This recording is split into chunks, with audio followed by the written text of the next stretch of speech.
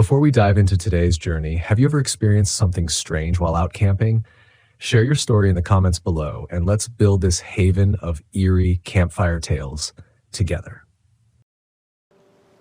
My name is Liam Anderson. I'm 34 years old, and this happened last November in Blackwater Falls State Park, West Virginia. I had just landed my first solo freelance assignment, a travel feature for an outdoor magazine. It was my chance to prove to myself and maybe to a few others that I could thrive on my own after leaving a toxic relationship.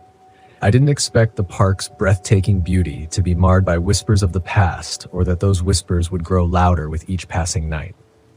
When I first arrived, the park was everything I'd hoped for. My RV fit snugly into a secluded campsite overlooking the gorge, the roar of the falls constant in the distance. Blackwater Falls was a photographer's dream. Cascading water, mist rising through the gorge, and vibrant autumn foliage painted in fiery reds and oranges. The first day was perfect. I hiked, shot hundreds of photos, and scribbled notes about the trails and wildlife. The peace and quiet were a balm, exactly what I needed after months of turmoil. That evening, I sat by the fire, sipping tea and scrolling through my shots.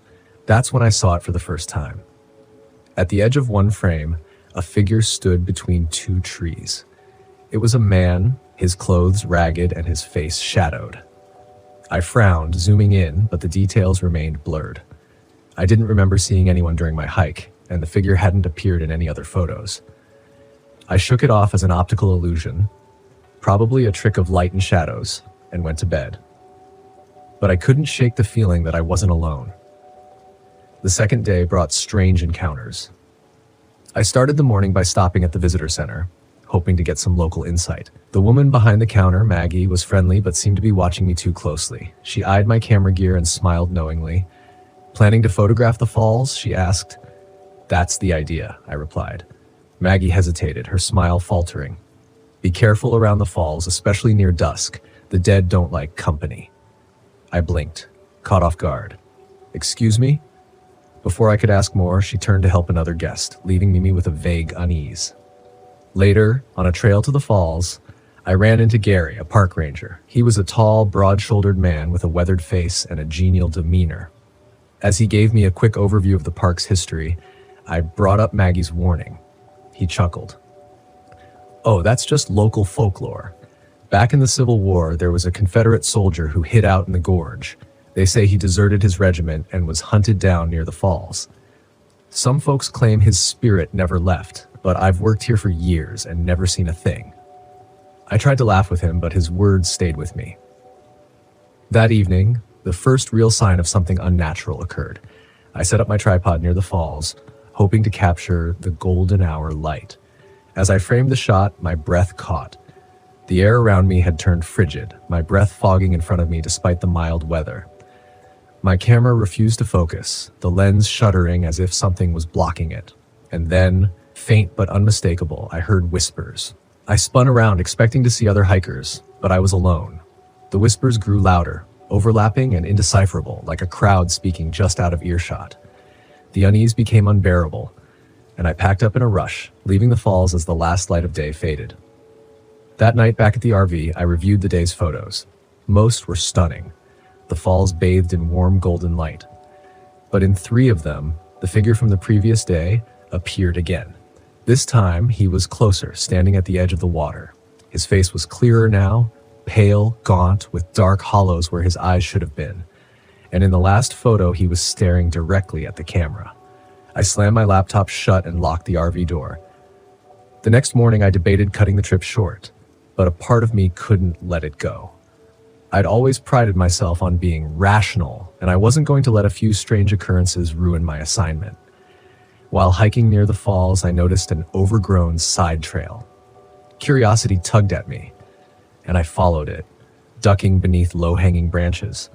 It led to a clearing where the air felt heavier, almost oppressive. In the center of the clearing was a patch of disturbed earth, as though something had been buried there long ago. Nearby, I found an object half buried in the dirt, a weathered leather journal. The pages were brittle but legible, written in a looping, old-fashioned script. The entries told the story of a Confederate soldier who had deserted his regiment and fled into the gorge. His words were filled with fear and desperation. The nights grow colder, and I hear them coming.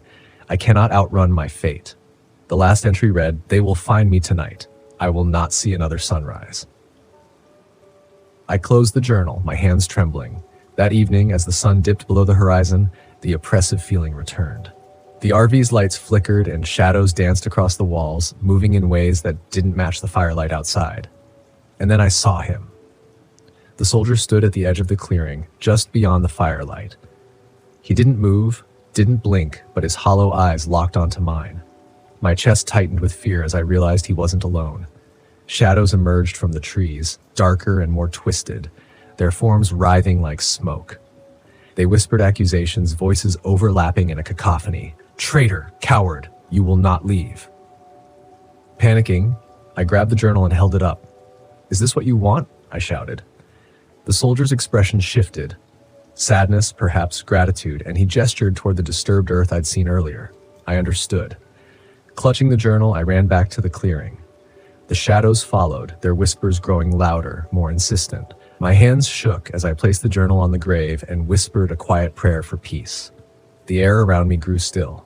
The shadows stopped, their forms dissolving into the night. The soldier lingered for a moment longer, his hollow eyes softening before fading into the mist. By morning, the oppressive feeling had lifted. The forest seemed brighter, the air lighter, and for the first time in days, I felt safe. Before leaving, I stopped at the visitor center to return the journal. Maggie was there, her knowing smile greeting me. "You helped him, didn't you?" she asked softly. I nodded, unsure how to respond. She reached out, patting my hand.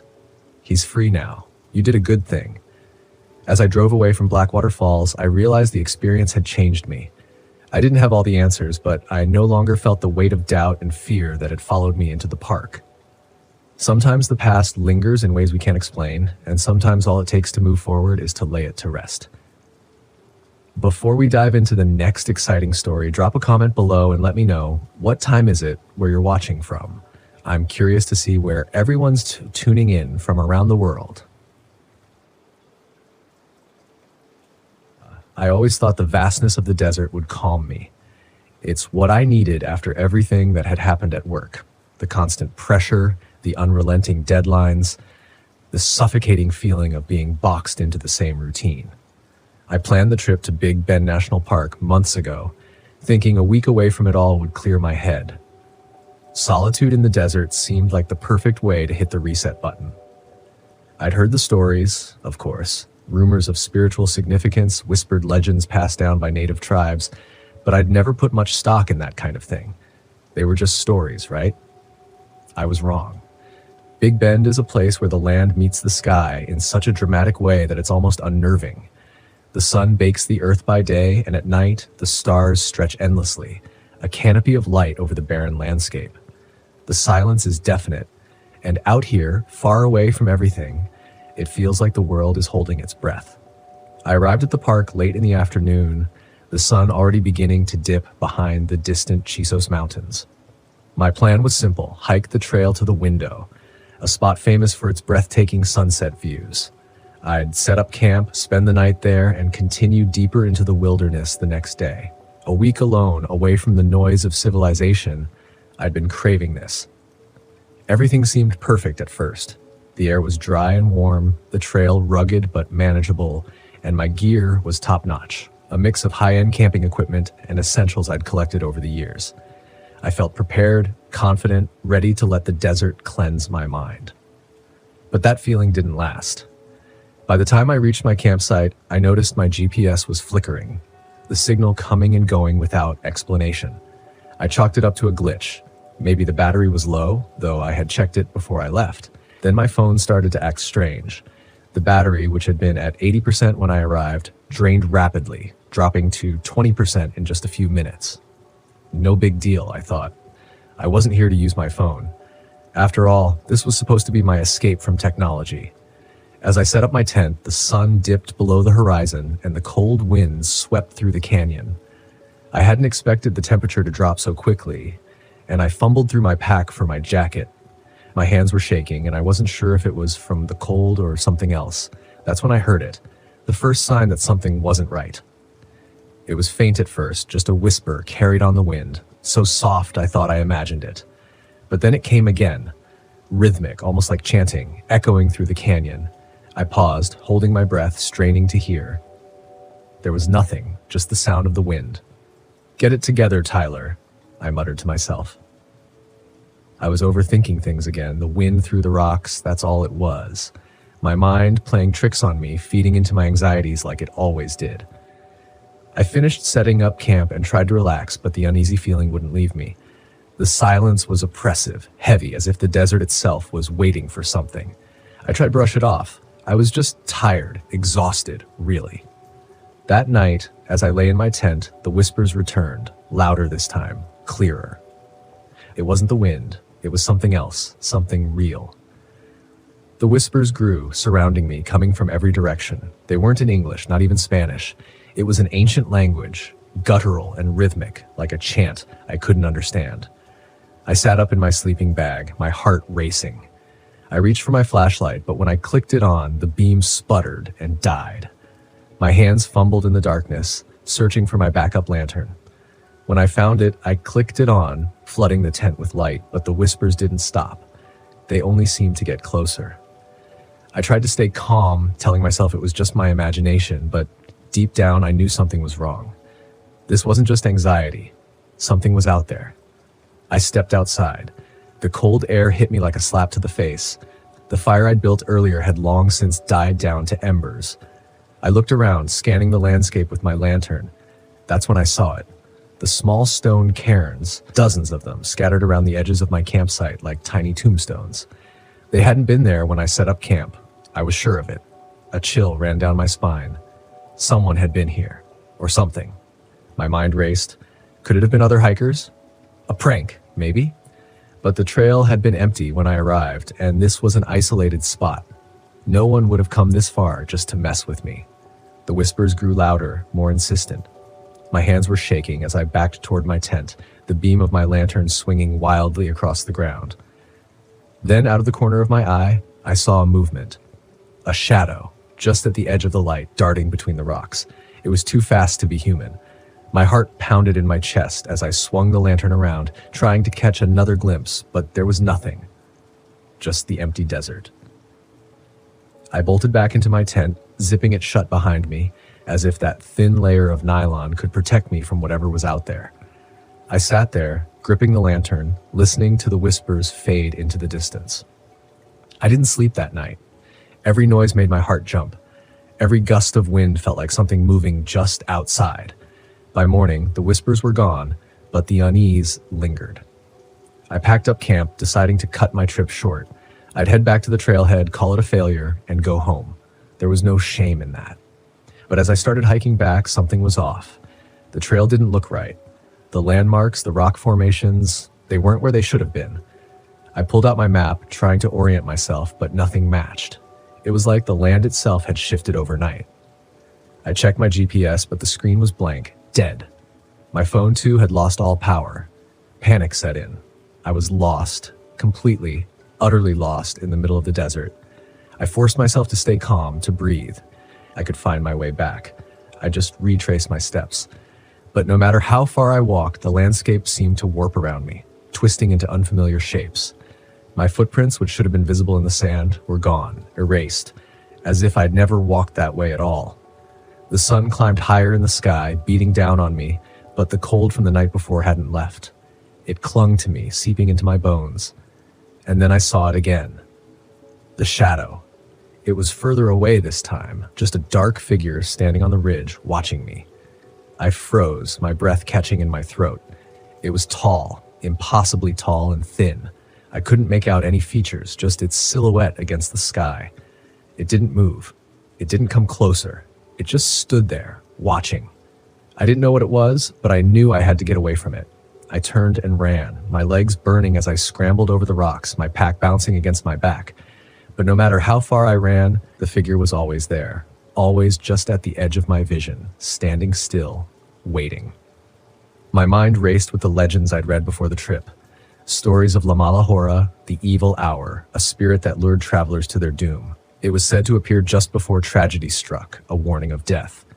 I hadn't believed in those stories, not really. But now, with the shadows stalking me, I wasn't so sure. The sun began to set, casting long shadows across the desert. I was exhausted, my body aching, my mind frayed. I couldn't keep running. I had to face it. I stopped, turning to look at the ridge behind me. The shadow was closer now, standing still, its dark form blending with the rocks. I took a deep breath, trying to steady my nerves. "I'm not afraid," I said aloud, though my voice wavered. "I'm not afraid of you." The shadow didn't move, but I felt its presence, heavy and oppressive, weighing down on me. My heart raced, but I forced myself to stand my ground. Slowly, the figure began to fade, dissolving into the landscape like smoke. The whispers, too, faded into the wind, growing quieter until they were gone. I stood there for a long time, the desert silent once more. The sky darkened above me. I didn't know what had just happened, but I knew one thing for sure. I couldn't stay here any longer. The next morning, I found the trail. The landscape had returned to normal, the landmarks in the right places, as if nothing had changed. I made my way back to the trailhead, my legs weak, my mind still spinning from the encounter. I left Big Bend that day, never to return. Some people might say it was just my imagination, that the isolation and the anxiety had gotten to me. But I know what I saw. I know what I heard. The desert is a place of mystery, a place where the veil between worlds is thin, and sometimes something crosses over.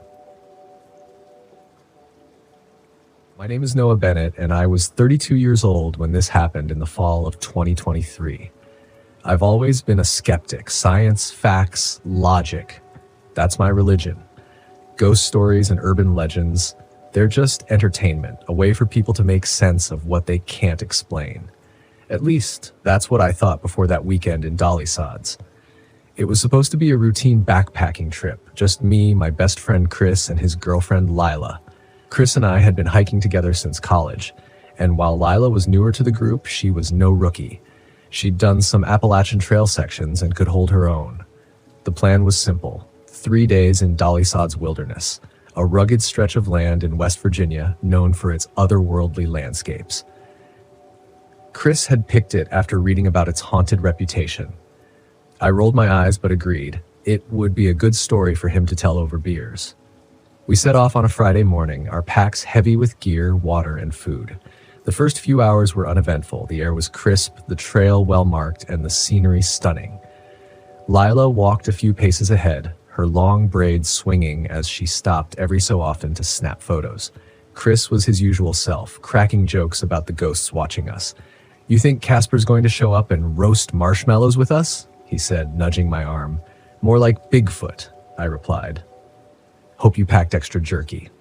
By midday, we'd veered off the main trail onto a less traveled path. That was our first mistake. Chris insisted it would be more authentic. A word that always meant trouble. Lila looked uneasy, but didn't argue. I should have turned us back then, but my pride wouldn't let me admit we were heading into uncharted territory. That night, we set up camp in a small clearing surrounded by towering pines. The sky was clear and the stars were so bright you could almost forget civilization existed. After dinner, we sat around the fire, trading stories and laughing. Lila was quieter than usual, her eyes darting to the trees every so often. "You okay?" I asked. "Yeah," she said quickly, forcing a smile. I don't know. This place feels weird, like it's watching us." Chris laughed. "The sods have eyes, huh? Don't worry, babe, I'll protect you from the big bad forest." I rolled my eyes. "Let's call it a night. Long day tomorrow." We crawled into our tents and I was out within minutes. But sometime in the middle of the night, I woke to the sound of whispers, faint, like they were carried on the wind. I lay still, straining to hear. It wasn't words exactly, more like a murmur, but it felt deliberate. I grabbed my flashlight and unzipped the tent. "Chris?" I called softly. No answer. I swept the beam across the clearing. Nothing. Just the flicker of dying embers in the fire pit and the sway of the trees. I chalked it up to my imagination and went back to sleep. The next morning, Lila looked pale, dark circles under her eyes. "You okay?" Chris asked, pouring her a cup of instant coffee. She hesitated. "I heard something last night. Whispering." Chris grinned. "See, I told you, ghosts. They probably wanted some s'mores." I expected her to laugh, but she didn't. Instead, she shot me a look like she was silently asking if I'd heard it too. I nodded, and her face tightened. We packed up and moved on, but the mood was different. Lila kept glancing over her shoulder, and even Chris was quieter than usual. By midday, our GPS started acting up, refusing to lock onto satellites. I pulled out the paper map, but it was no use. The terrain didn't match anything on it. We were lost. "Let's just backtrack," I said, trying to keep my voice steady. Chris shook his head. "We're fine. The trail's got to be around here somewhere." We pressed on, but the more we walked, the stranger things became. The trees seemed closer together, their branches intertwining like skeletal hands. The air felt heavy, almost suffocating. And then there were the tracks. Hoof prints in the mud, but not from any deer. They were too deep, too large. Some even looked like they ended in clawed toes. I tried to dismiss them, but Lila froze when she saw them. "This isn't normal," she whispered. Chris shrugged. "Probably just an old cow or something." "In the middle of dolly sods," she snapped. "We're miles from any farms." We kept walking, but the tension was palpable. That evening we stumbled upon a clearing with a circle of stones in the center. At first, I thought it was a fire pit, but as we got closer, I saw the bones, animal bones, bleached white and arranged in strange patterns. Chris let out a nervous laugh. "Well, that's not creepy at all." "We need to leave," Lila said firmly. "Now." "It's just some weirdo's idea of art," Chris said, but even he looked uneasy. "Let's camp somewhere else." We moved another mile before setting up camp, but none of us slept well. The whispers came again, louder this time and closer. They weren't just sounds, they were voices calling our names. Around 3 a.m., I heard what sounded like Chris outside my tent, his voice low and urgent. "Vincent, come here." I unzipped the tent, but he wasn't there, just darkness and the rustle of leaves. When I checked his tent, he was sound asleep. The next morning, Lila refused to go any further. "I'm done," she said, her voice shaking. "We need to go back." "We don't even know which way back is," Chris argued. "Then we stay put and wait for help." Out here with no signal? No way. I sided with Chris, though I regretted it almost immediately. By midday, we were hopelessly lost, the forest closing in around us. That's when it took Chris. He'd wandered off to relieve himself while Lila and I rested by a fallen log. 5 minutes passed, then 10. When he didn't come back, we called his name. No answer. I grabbed my flashlight and started searching, Lila close behind. We found him an hour later, or what was left of him. He was hanging from a tree, his face twisted in terror, his body mangled like something had torn him apart. Lila screamed, and I barely kept from throwing up. We didn't stay to examine him. We ran. By nightfall, we were utterly lost. The whispers followed us, louder now, more insistent. And then we saw it, a figure at the edge of our firelight. It looked human, but its limbs were too long, its head tilted unnaturally. Its glowing eyes burned into me, and when it spoke, it used my voice. "Vincent, come here." Lila started chanting under her breath, something about sage and protection. The figure hissed and retreated, but I knew it wasn't gone. We didn't sleep that night, and by dawn we were stumbling through the forest, exhausted and terrified. When we finally reached the edge of the woods, I almost cried. We collapsed near a ranger's station, and when they found us, we tried to explain, but no one believed us. They chalked it up to exposure and trauma. Chris's body was never found. I haven't been back to the woods since. I don't plan to. Whatever's out there, it's not meant to be understood. And I know one thing for sure, some legends are real.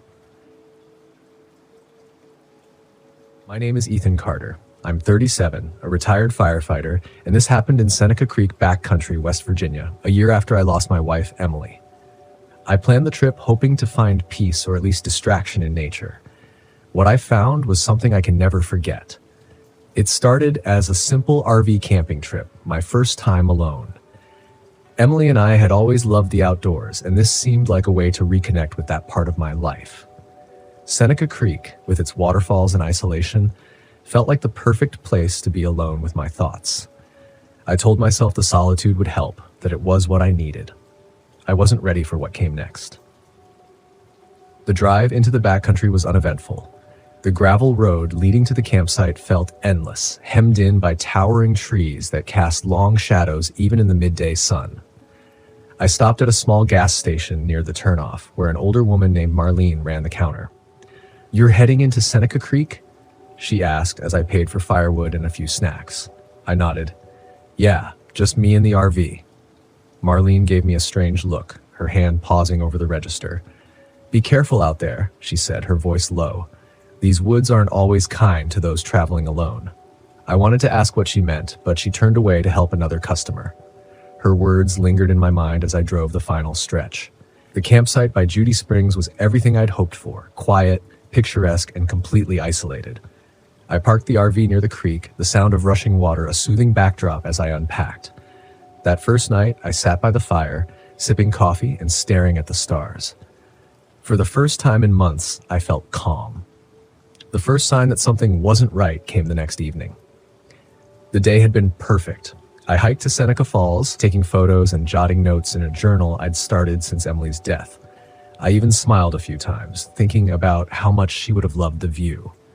But as I headed back to camp, a strange feeling crept over me. The woods were too quiet, no birds, no rustling leaves, just the sound of my boots on the trail. When I reached the RV, the unease deepened. My firewood, neatly stacked by the pit, was scattered across the ground. At first, I thought an animal had gotten into it, but the pieces were arranged strangely, like they'd been tossed deliberately. I shrugged it off and rebuilt the fire, telling myself I was imagining things. But that night, as I sat by the flames, I saw it for the first time, a shadow moving between the trees. It wasn't the flicker of firelight. This was deliberate, purposeful, like someone pacing at the edge of the forest. I stood up, my heart pounding. "Hello?" I called out, the sound of my own voice startling me. No response. I grabbed my flashlight and shone it into the trees. Nothing. But as I turned back to the fire, I caught movement in my peripheral vision. A shape, humanoid but wrong, slipping behind a tree and vanishing before I could focus on it. I slept in the RV that night, the doors locked and curtains drawn. The third day brought more unsettling signs. I woke to find muddy footprints leading from the creek to the RV. They were human-like but elongated, the toes too long and splayed. They stopped abruptly a few feet from the door, as if whoever or whatever made them had simply vanished. That afternoon, while hiking to an overlook, I stumbled upon something even stranger: symbols carved into the rocks. They weren't like any markings I'd seen before, almost as if they were burned into the stone. The air felt heavier there, as if the forest were holding its breath. I hurried back to camp, but the unease followed me. That night, the shadows returned. This time, they were closer. I sat by the fire, gripping my flashlight like a weapon. The shadowy figure appeared again, standing motionless at the edge of the trees. It was tall, too tall, and its limbs were unnaturally long. "Who are you?" I shouted, my voice breaking. It didn't move. The fire flickered, the flames shrinking as if smothered by an unseen force. I stumbled backward, nearly dropping the flashlight, and when I looked again, the figure was gone. By the fourth morning, I'd had enough. I packed up, determined to leave, but the RV wouldn't start. The engine cranked but refused to turn over. Cold sweat broke out on my forehead. I decided to hike back to the gas station for help. I marked my trail carefully, leaving a breadcrumb of sticks and rocks so I wouldn't get lost. But the forest had other plans. No matter which direction I went, the paths looped back to my campsite. I walked for hours, my legs aching, only to find myself standing in front of the RV again. As the sun set, the shadows returned. This time there were more of them. Figures moved through the trees surrounding the campsite, their glowing yellow eyes piercing the darkness. I barricaded myself inside the RV, clutching a flare gun I'd brought for emergencies. The shadows circled outside, their footsteps echoing unnaturally loud against the silence. Then the radio came on. Static filled the air, crackling and distorted before a song began to play. A song I hadn't heard since Emily's funeral. It was her favorite, and hearing it now here made my blood run cold. Her voice followed, faint and pleading. "Vincent, leave." I stared at the radio, my hands trembling. "Emily?" The voice came again, softer this time. "You have to go." The shadows closed in, their forms pressing against the windows of the RV. I fired the flare through the nearest window, the bright red light igniting the darkness. The figures recoiled, their shapes dissolving like smoke. I didn't stop to think. I grabbed the keys and tried the ignition one last time. The engine roared to life. I drove through the night, my hands white-knuckled on the wheel. The forest seemed alive, the trees bending unnaturally as if trying to block my escape. When I finally reached the gas station, Marlene was waiting. She didn't seem surprised to see me, but her expression unreadable. "You saw it, didn't you?" she asked. I nodded, unable to speak. Marlene sighed. "It's the Shadow Man. He feeds on people's grief, their fear. He doesn't kill. He traps you, keeps you lost in the dark until there's nothing left." I left West Virginia the next day, vowing never to return. The shadows are gone now, but sometimes, late at night, I hear faint footsteps outside my window, and I wonder if the Shadow Man ever truly let me go. I should have known better than to trust an unmarked road. After years of travel writing, you'd think I'd have a sharper instinct for bad decisions. But there I was, driving deeper into Gifford Pinchot National Forest, chasing a forgotten trail that was supposed to lead me to a ghost town no one could find anymore. Vanished off the map. The ranger at the visitor center had said with a grin, "People go looking for it and never see it again. It's like the road just swallows you up." He laughed, but I could see the glint in his eye. He loved spinning those kinds of tales for tourists. But I wasn't a tourist. I was a writer. Damn it. I had an assignment to finish, and there was no room for ghost stories. I followed the narrow, crumbling logging road as it wound deeper into the trees. My RV rattled along, tires crunching over fallen branches and loose gravel. The road narrowed, barely wide enough for my rig, but I kept going. I'd done my research, and this was the right way, even if the forest seemed determined to reclaim the path. It had been a long day, and I was eager to set up camp and relax before exploring the area the next morning.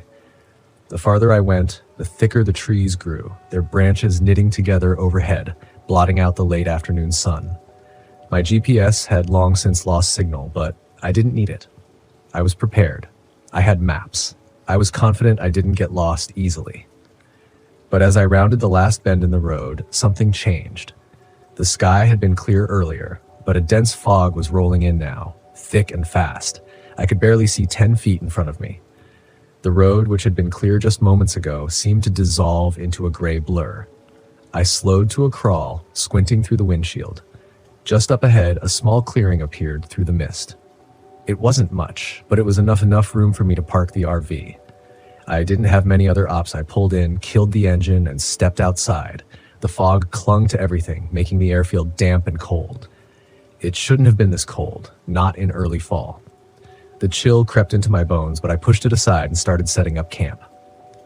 Something about the silence gnawed at me, though. No wind, no birds, no rustling leaves, just stillness in that damned fog. I finished my setup quickly, then retreated to the warmth of the RV. I wasn't nervous, but the quiet was getting under my skin. I grabbed a beer from the fridge, settled into the driver's seat, and pulled out my maps. I spread them across the dash, looking for my next move. The ghost town was supposed to be less than a mile away, hidden deep in the woods, down a trail that was barely marked. Tomorrow, I'd hike to it, get my pictures, take some notes, and be done with it. Easy. But something was off. The road I'd driven on wasn't showing up on the map anymore. I traced the route with my finger, confused. The road was here. I'd just come down it, but now on the map, it wasn't anywhere to be found. I leaned back in my seat, staring out the windshield at the fog-shrouded forest. The ranger's words echoed in my mind, vanished off the map. I laughed softly to myself. It was a joke, a tall tale to scare off amateur hikers. Nothing more. Still, when I stepped outside to stretch my legs, I felt it again, that unsettling stillness. The fog was thicker now, curling around the RV like tendrils. I looked back toward the road I'd driven in on, but it wasn't there. I blinked, rubbed my eyes, and stepped forward, peering into the mist. No road, just an unbroken line of trees. My stomach tightened. I walked a few more steps, hoping the road would reappear, but it didn't. The forest was dense, the trees close together. There was no sign of the path I had taken just hours earlier.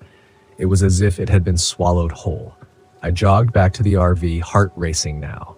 I grabbed my flashlight and marched back to where the road should have been, sweeping the beam through the fog, but all I could see were trees, tall, dark, and oppressive. My breath fogged the air in front of me as I stood there, trying to make sense of it. The road couldn't just vanish. I hadn't gotten lost. I couldn't have. But when I turned back toward the RV, I felt it, that creeping sensation that I wasn't alone. I swung the flashlight around, heart pounding, and for a split second, I thought I saw movement in the fog. A figure, tall and thin, slipping between the trees. "Hello?" My voice cracked. I regretted speaking as soon as the word left my mouth. The fog swallowed my voice, leaving nothing but silence in its wake. I scanned the tree line again. Nothing. I backed toward the RV, my nerves on edge, and hurried inside, locking the door behind me. I wasn't about to let a little fog and a missing road freak me out, but something felt wrong. The rational part of my brain was trying to make sense of it. Fog could play tricks on your eyes, and maybe I'd missed a turn somewhere. That was all. But deep down, I wasn't convinced. I spent the next hour pacing the length of the RV, checking and rechecking my maps, trying to retrace my route in my head. Nothing made sense. The road had been there. I hadn't imagined it. By nightfall, the fog had thickened to the point where I couldn't see more than a few feet outside. The temperature had dropped even more, and I cranked up the RV's heater, wrapping myself in blankets. Sleep didn't come easily. I kept hearing things, soft thuds like footsteps outside, and whispers that seemed to drift through the walls. It had to be the fog, I told myself. It was distorting sound, making me paranoid. But when I woke in the middle of the night, there were voices. I sat up in bed, my breath catching in my throat. I could hear them, faint, murmuring voices coming from outside. I crawled to the front of the RV, heart hammering, and peered through the windshield. The figures were back. This time, there were more of them. Shadows in the fog, standing still, watching. They were too far away to make out any details, but I could feel their eyes on me. Cold, hollow eyes. I blinked, and they were gone. I scrambled to turn on the engine, but it sputtered and died. No power. The RV was silent, cold, and dark. I grabbed my flashlight and flicked it on, but the beam barely cut through the fog. I tried to stay calm, tried to think logically, but my heart was racing, my mind spiraling into panic. The road was gone, the figures were back, and now I was trapped here. I had to get out. I grabbed my jacket and burst out of the RV. The cold hit me like a slab. I marched toward where the road had been, determined to find it, but the forest had shifted. The trees were closer now, the fog denser. I walked for what felt like hours, but the landscape stayed the same. It was as if I was walking in circles.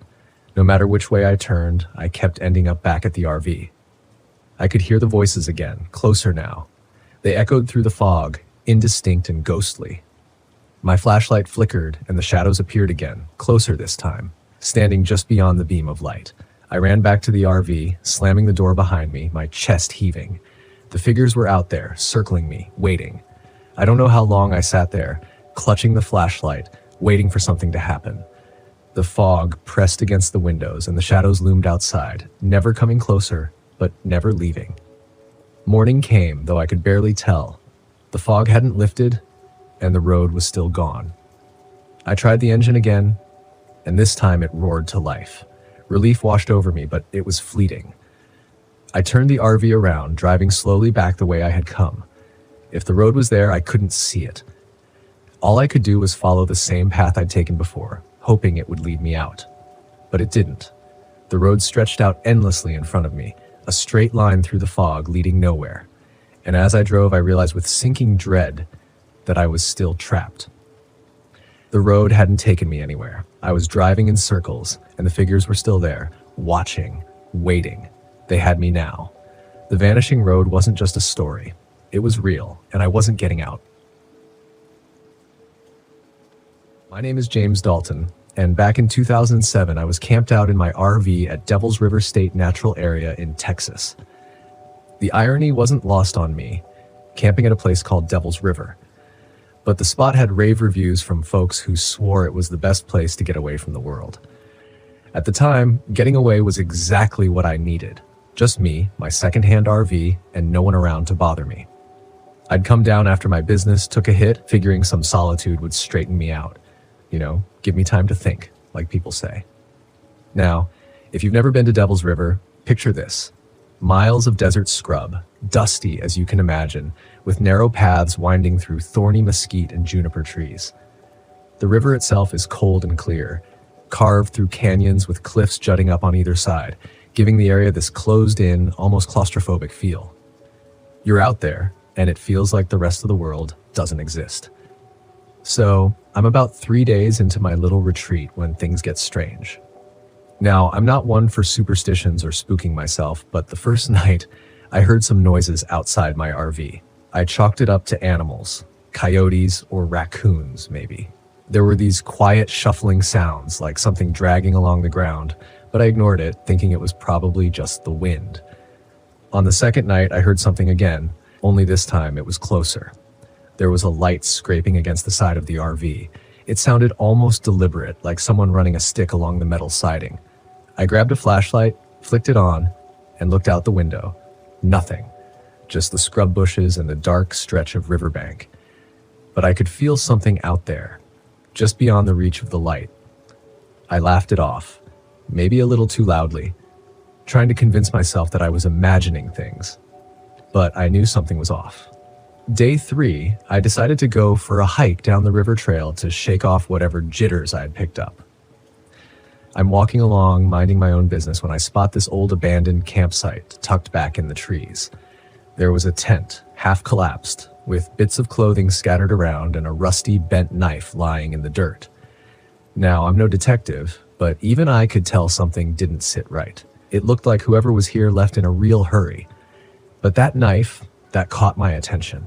It wasn't just bent. It looked twisted, like someone had jammed it against something hard, something unyielding. Now, here's where things get serious. That night, after a long day of hiking, I'm sitting by my RV, grilling up some dinner. It was that perfect, eerie quiet that comes only when you're truly alone. And then I smelled it.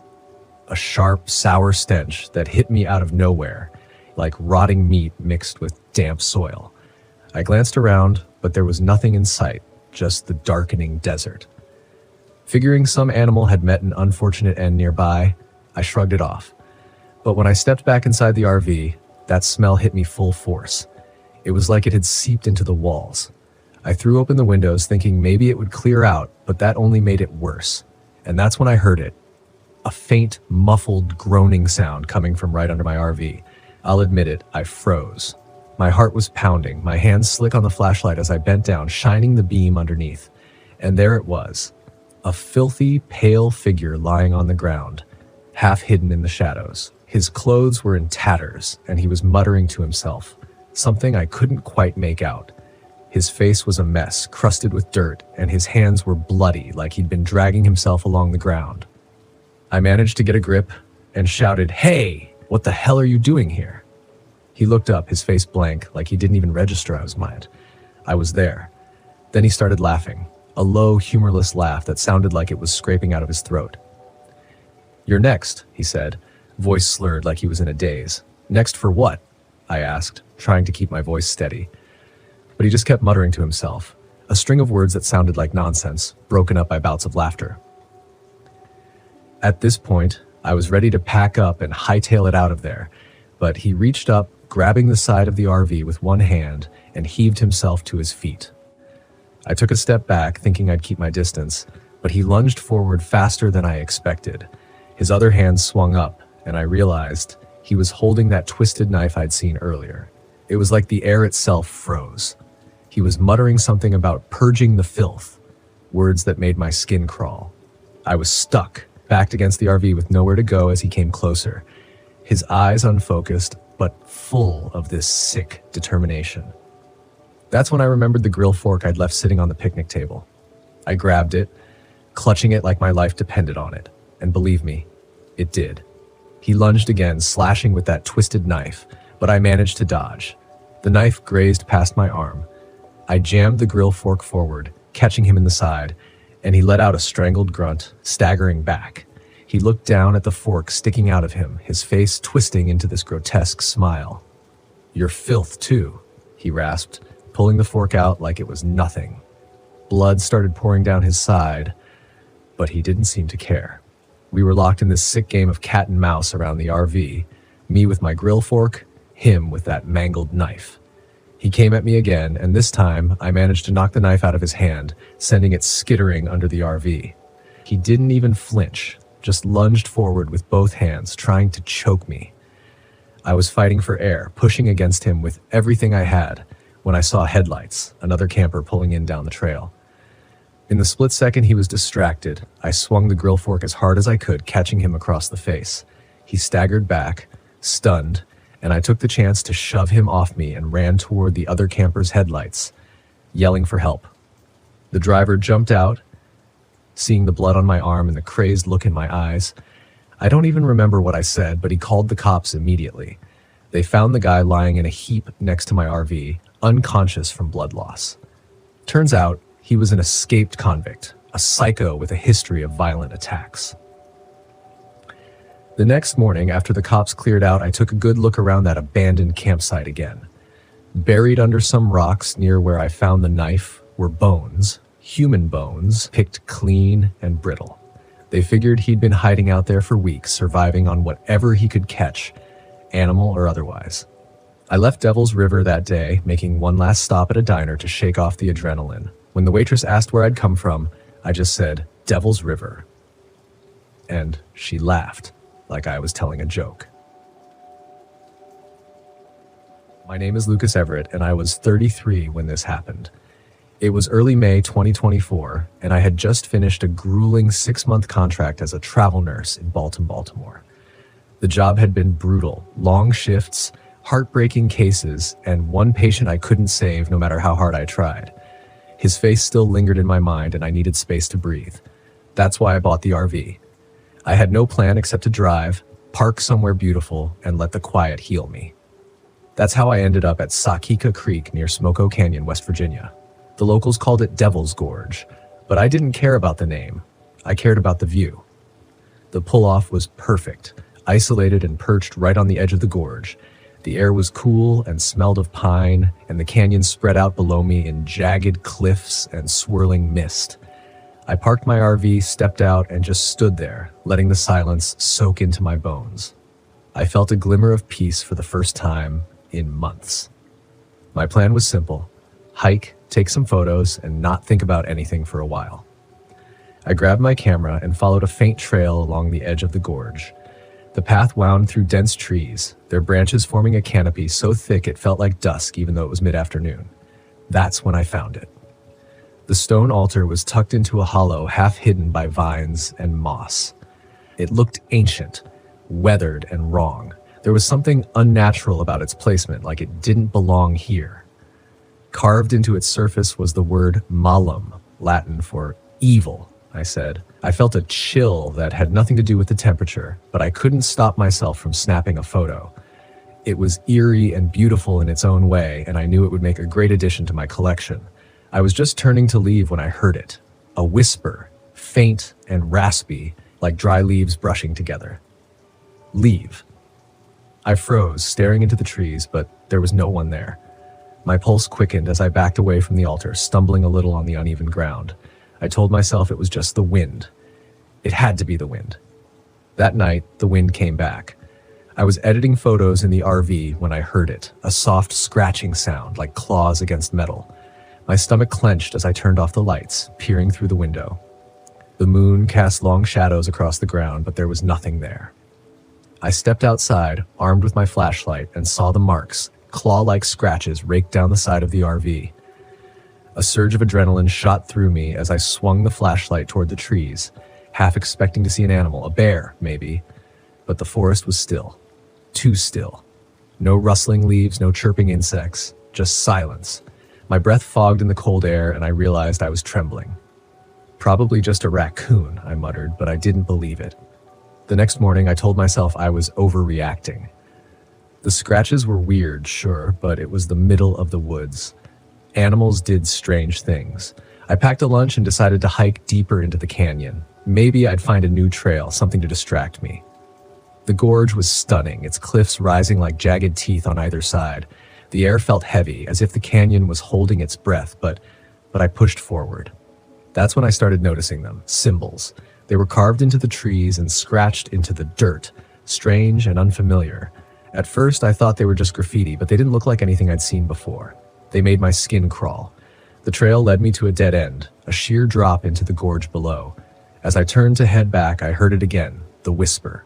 It came from the trees, faint and raspy. Amber.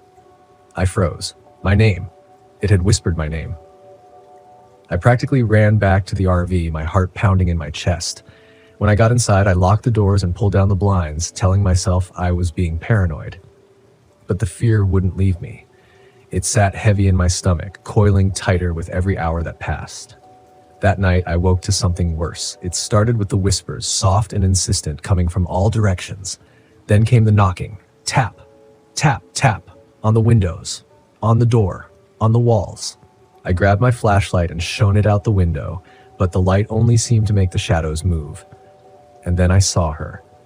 She stood at the edge of the firelight, gaunt and impossibly tall, her limbs twisted at unnatural angles. Her face was a patchwork of cracked skin, like porcelain shattered and glued back together.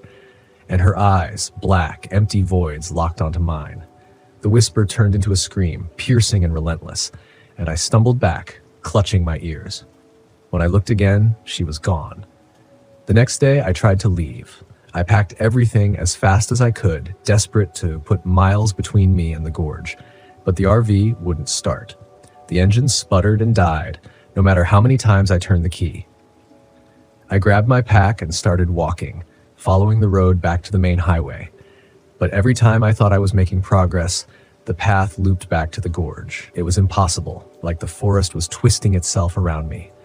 By the time the sun began to set, I was back at the RV, exhausted and terrified. The final night was the worst. I built a fire, hoping it would keep whatever was out there at bay. It didn't. The whispers started again, louder this time, and the witch appeared just beyond the light. She didn't lunge or attack. She just watched, her cracked face stretching into a horrible grin. And then she spoke. "You let him die, didn't you?" Her voice was a knife cutting into the guilt I tried so hard to bury. "You could have saved him." "No," I whispered, shaking my head. "It wasn't my fault. You failed him." I screamed, grabbing the camera and flipping through my photos, desperate for answers. That's when I saw the altar. The carvings were clear now, showing a ritual, a way to banish her. It required a sacrifice. I grabbed my medical kit, my hands trembling as I pulled out a scalpel. The witch was closer now, her shadow looming over the fire. I took a deep breath, pressed the blade to my palm, and dragged it across the skin. Blood pooled in my hand, warm and sticky, and I smeared it onto the photo of the altar. The air seemed to shatter. The witch screamed, high and shrill, and the fire roared to life. Her form twisted and buckled, pulled toward the gorge as if by invisible chains. I pressed my bleeding hand to the ground, whispering the Latin words I'd seen carved into the stone. Malum, a beat. Evil, be gone. The witch collapsed into the earth, her body dissolving into ash. And then, just like that, the forest was still.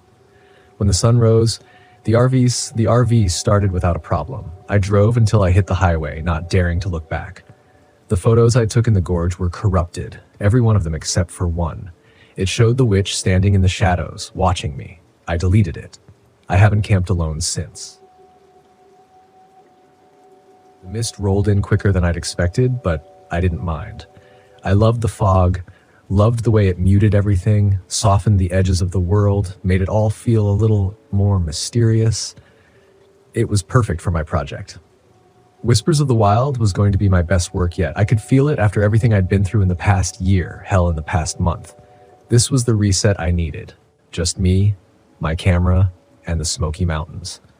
No one to answer to, no one to lean on, just the way I liked it. I hefted my backpack higher on my shoulders and adjusted my camera strap. The trail was rough, more overgrown than I'd expected, but that was part of the draw. The more remote the location, the better the shot. No tourists ruining the landscape with their neon jackets or loud conversations, just untouched wilderness. But untouched wilderness had its downsides.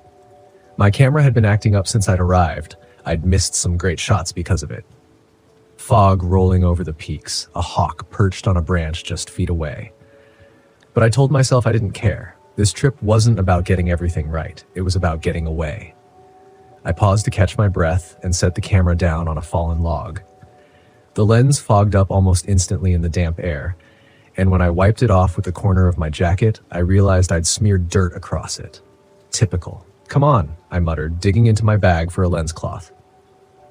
As I crouched there, rubbing at the stubborn streak of mud, I heard it, a soft, rhythmic tapping. At first, I thought it was a woodpecker. There were plenty of them around these parts, but it didn't sound right. Too slow, too steady.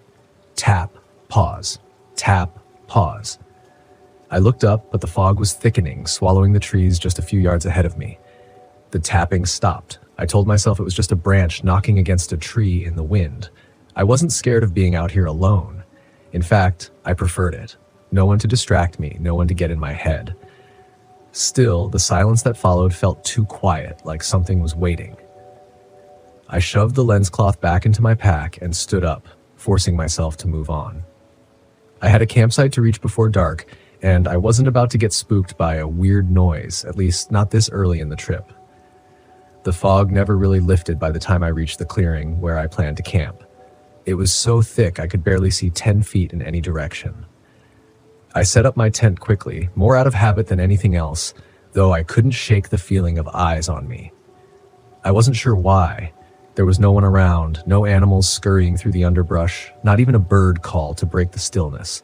I figured a good night's sleep would shake off the nerves. I was just tired. The last few months had been brutal. Breaking up with Paul, the constant fights before it, the way he made me feel like I couldn't do anything right. This trip was supposed to be my way of proving him wrong, proving to myself that I didn't need him, that I didn't need anyone.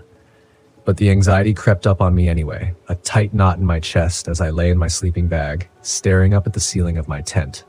Then there was that tapping again, faint and far off. I tried to tell myself it didn't matter, just the wind, just the forest. But then it stopped abruptly, like someone had flipped a switch, and I heard something else. Something worse. A whisper. It was so faint I could barely make it out, but it was there, threading through the fog outside. It didn't sound like words, not exactly, but it was too rhythmic to be wind, too deliberate. I sat up, listening hard, my heart racing. Nothing. I grabbed my flashlight, clicked it on, and aimed it through the thin walls of the tent. Just mist and shadows. The whispering stopped, but the silence that followed felt alive, thick with something I couldn't name. I switched off the light, telling myself I was just being paranoid. But deep down, I knew something wasn't right. The next morning, I packed up quickly. I wasn't scared, I told myself. I just wanted to get moving. The fog had lifted slightly, but the forest felt wrong somehow, like it was holding its breath. I didn't like it. I wanted to get to higher ground, get some better shots, and move on. By midday, I'd made it to a rocky ridge that overlooked a valley. It was beautiful, exactly the kind of shot I'd come for. The fog clung to the trees below, creating a sea of white with the mountain peaks poking through like islands. I snapped a few photos, trying to ignore the gnawing feeling in my gut. When I reviewed the pictures on my camera, my breath caught in my throat. There were figures in the fog. At first, I thought it was a trick of the light, just shadows cast by the trees. But the more I zoomed in, the clearer they became. Tall, thin shapes, barely visible but definitely there, human or something like it, standing motionless among the trees, watching me. I whipped my head around, scanning the valley below. There was no one, just mist and trees. But in the photos, the figures were there. I lowered the camera, heart pounding. I hadn't imagined it. I couldn't have. And yet, the air around me felt suddenly cold. Not the kind of cold that comes with a change in the weather. This was different, deeper, like it had seeped into my bones. I should have left right then, packed up and headed back to the main trail. But I didn't. I couldn't shake the feeling that something was keeping me here, pulling me deeper into the wilderness. That night, I camped by a small stream. I hadn't seen any more figures, but the unease clung to me like a second skin. I felt like I was being watched, constantly. Every time I looked over my shoulder, there was nothing there. But the feeling wouldn't go away. I built a fire, more for comfort than warmth, and tried to distract myself by reviewing the day's photos. That's when I noticed something else. The figures in the fog weren't in just one picture. They were in all of them. Some barely visible, others clearer, standing in groups or alone, always watching, always there. My hands started shaking and I nearly dropped the camera. It was impossible. I'd been out there for hours and I hadn't seen anyone. Not a single hiker, no animals, no birds, but there they were in every shot. Suddenly, the whispering started again. It was louder this time, closer. I stood up, flashlight in hand, scanning the trees.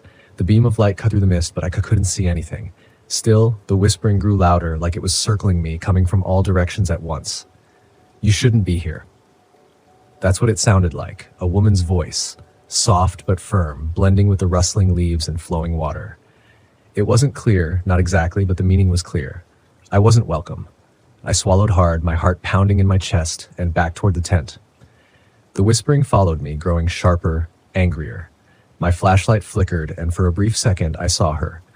She stood at the edge of the trees, tall and thin, dressed in old, ragged clothes. Her face was pale, hollow-eyed, and filled with sorrow. She didn't move. She just stood there watching me with an intensity that made my skin crawl. Then, just as quickly as she appeared, she was gone. The flashlight flickered back to life, and the whispering stopped. I didn't sleep that night. By the time dawn broke, I knew I had to leave. This wasn't some trick of the mind. No matter how much I tried to rationalize it, there was something in these woods, something angry, and I had trespassed. I packed up my gear in record time and set off toward the trailhead. But the forest seemed different now, like the trees were closing in on me. The path I'd taken to get here was gone, swallowed by the fog. My compass spun wildly, useless, and the map was no help in the unmarked wilderness. Panic gnawed at my insides as I stumbled through the underbrush, trying to keep my bearings. But the more I walked, the more lost I became. And all the while, I could feel her watching, waiting.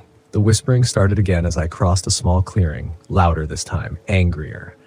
I dropped my pack, desperate, and spun around. There she was, standing in the mist, her eyes locked on mine. I fell to my knees, breath coming in ragged gasps.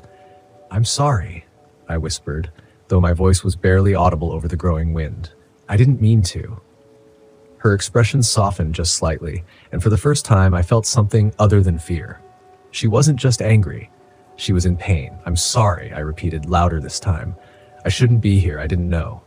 The wind died down. The whispering faded, and slowly the figure in the mist began to dissolve, melting back into the fog. I sat there for what felt like hours, heart racing, too afraid to move. But she was gone.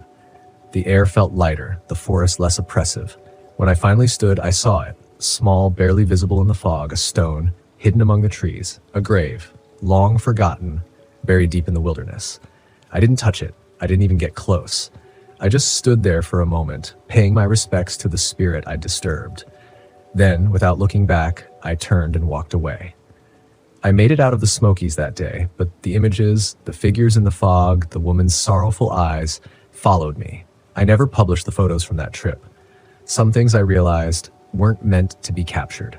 Some things were meant to be left alone. My name is Mason Ford, and it was back in 2018 when I set off in my rickety RV toward the Smoky Mountains in Tennessee. I'd been meaning to make this trip for years, dreaming of peaceful evenings by a campfire, maybe some half-decent fishing and stargazing with my trusty mutt, Lou. Lou was about the only company I had left after a messy divorce and a career that went belly up. So there we were, just a man, his dog, and the open road. Sounded good on paper. The first few days went smoothly. No phone calls, no work stress, just me and Lou with the mountains rolling past. But on the third day, I pulled into a secluded clearing I'd scouted online, planning to stay there for the night. The place was dead quiet, and the air felt still, like the whole world had hit the pause button. A perfect spot. Or so I thought. That night, as I was trying to get a fire going, I heard something that sounded like footsteps just beyond the tree line. I brushed it off as a deer or some other wildlife, maybe hoping it wasn't a bear. The footsteps would stop when I stopped moving, like whoever or whatever it was had no interest in being discovered. I'd crack a joke, but it didn't exactly feel like a time for humor. The noises stopped around midnight, just as abruptly as they'd started. I was relieved, chalking it up to paranoia or some animal passing through. But when I woke up the next morning, I noticed something strange. The rocks I'd left scattered around the fire pit were arranged in a neat little pile, stacked like some kind of primitive signal. My stomach tightened. Lou, usually calm as a stone, was on edge too, sniffing around like he'd picked up a scent that made him uneasy. Maybe it was a harmless prank. Or maybe not. Day 4 rolled around, and I figured I'd do a bit of exploring while there was still daylight. I packed up my gear, leaving my RV behind as I set out to find a nearby stream. After an hour or so of walking, I found a shallow creek, perfect for cooling off. I thought about taking a quick dip, but then I noticed something peculiar on the opposite bank. It was a pile of bones, all clean and white like they'd been picked dry. At first, I thought they were from an animal, a deer maybe, but then I saw what looked disturbingly like a human jawbone among the bones. The rest of the day, I couldn't shake off the feeling that I was being followed. Each snap of a twig or rustle of leaves sent a jolt through me, making me turn around like a paranoid idiot. It didn't help that Lou had started acting jumpy, growling at nothing in particular, his hackles up. I'd laugh if it weren't so unsettling. I headed back to the RV as fast as I could without making it look like I was running. The whole forest felt different now, like it was hiding something or someone. I locked the RV door that night, pulled down all the blinds, and settled in with a flashlight and a bottle of whiskey, figuring I could sleep off the fear. But around midnight, I heard it again. Those footsteps. This time they were closer, circling the RV, deliberate and slow. My heart pounded so loud I was sure Lou could hear it. I peeked out of a small gap in the blinds, and what I saw nearly made me drop the flashlight. A man, pale and gaunt, was standing just a few yards away, his face turned toward the RV. He looked as if he hadn't seen sunlight in years, his skin almost translucent with dark patches like bruises on his arms and neck. He had something in his hand, a large hunting knife, which he was tapping against his thigh in a steady rhythm. I swallowed hard and forced myself to stay still, hoping he'd go away if I didn't make a sound. But he didn't. He just kept standing there, staring at the RV like he could see through the walls. Then he started laughing, a low, humorless chuckle that made my skin crawl. Lou, bless his heart, stayed quiet but pressed against me, every muscle in his body tense. After what felt like hours, the man finally moved. He turned and walked back into the trees, leaving only his laughter echoing in the dark. I waited, every nerve in my body on high alert, but eventually I drifted off, too exhausted to stay awake any longer. The next morning, I checked outside. There were fresh boot prints all around the RV, along with deep gouges in the dirt where he had dragged the knife. The rocks from my fire pit were scattered again, only this time they were arranged in a shape I couldn't quite recognize, like some strange symbol. I knew I had to leave, but my RV wouldn't start. It had been running fine all week, but now it was as dead as a doornail. I tried to radio for help, but all I got was static. It was like someone or something wanted me to stay. Panic started setting in, but I knew I couldn't lose my cool. I grabbed a small hatchet I'd packed and decided I'd hike out of there if it came to it. Lou and I could cover a few miles to the nearest road. As I prepared to leave, I spotted something hanging from a nearby tree. It was a crude scarecrow made of sticks and what looked like animal fur, with a human skull perched on top. The jaw was missing, just like the one I'd seen by the creek. My gut twisted. This guy wasn't just out to scare me. He wanted to make sure I knew he was watching. Waiting. I didn't waste any more time. Lou and I headed down the trail, sticking close to the path, moving as fast as we could, but the feeling of being followed never left me. I kept glancing over my shoulder, half expecting to see that man standing there with his knife. After a few hours of walking, I heard a voice calling my name. It was low, almost a whisper, but unmistakable. I couldn't tell where it was coming from, but it was close, too close. My heart was pounding like a drum, but I forced myself to keep moving. Lou was whimpering, pressing against my leg, clearly just as terrified. The voice kept calling, over and over, each time sounding a little closer. Then I saw him, standing on the trail ahead of us, grinning. His teeth were sharp, broken in places like he'd been gnawing on something hard. He raised his knife, pointing it at me like an invitation. "I'm going to find you, Roy," he said, his voice raspy and guttural.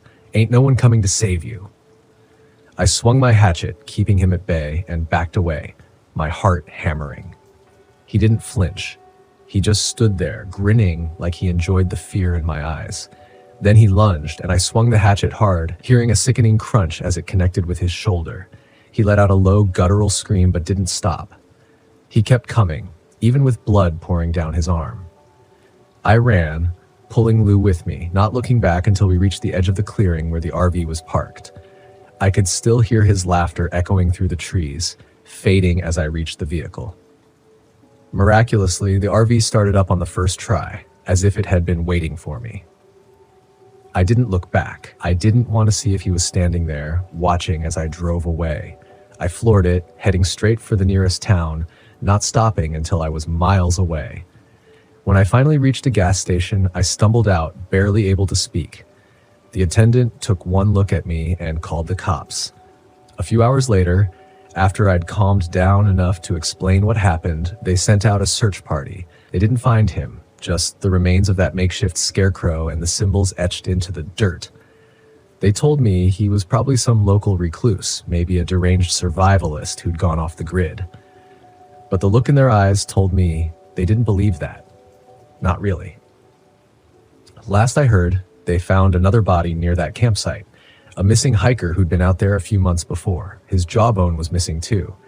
And every now and then, I hear rumors from other campers, stories about a pale man with a knife who calls their name out in the woods. I haven't been back to the Smokies since, and I don't plan to. My name's Elijah Grant, and this whole thing went down back in 2021 when I was camping out in Badlands National Park, South Dakota. I'd taken up solo RV trips as a way to clear my head after my divorce.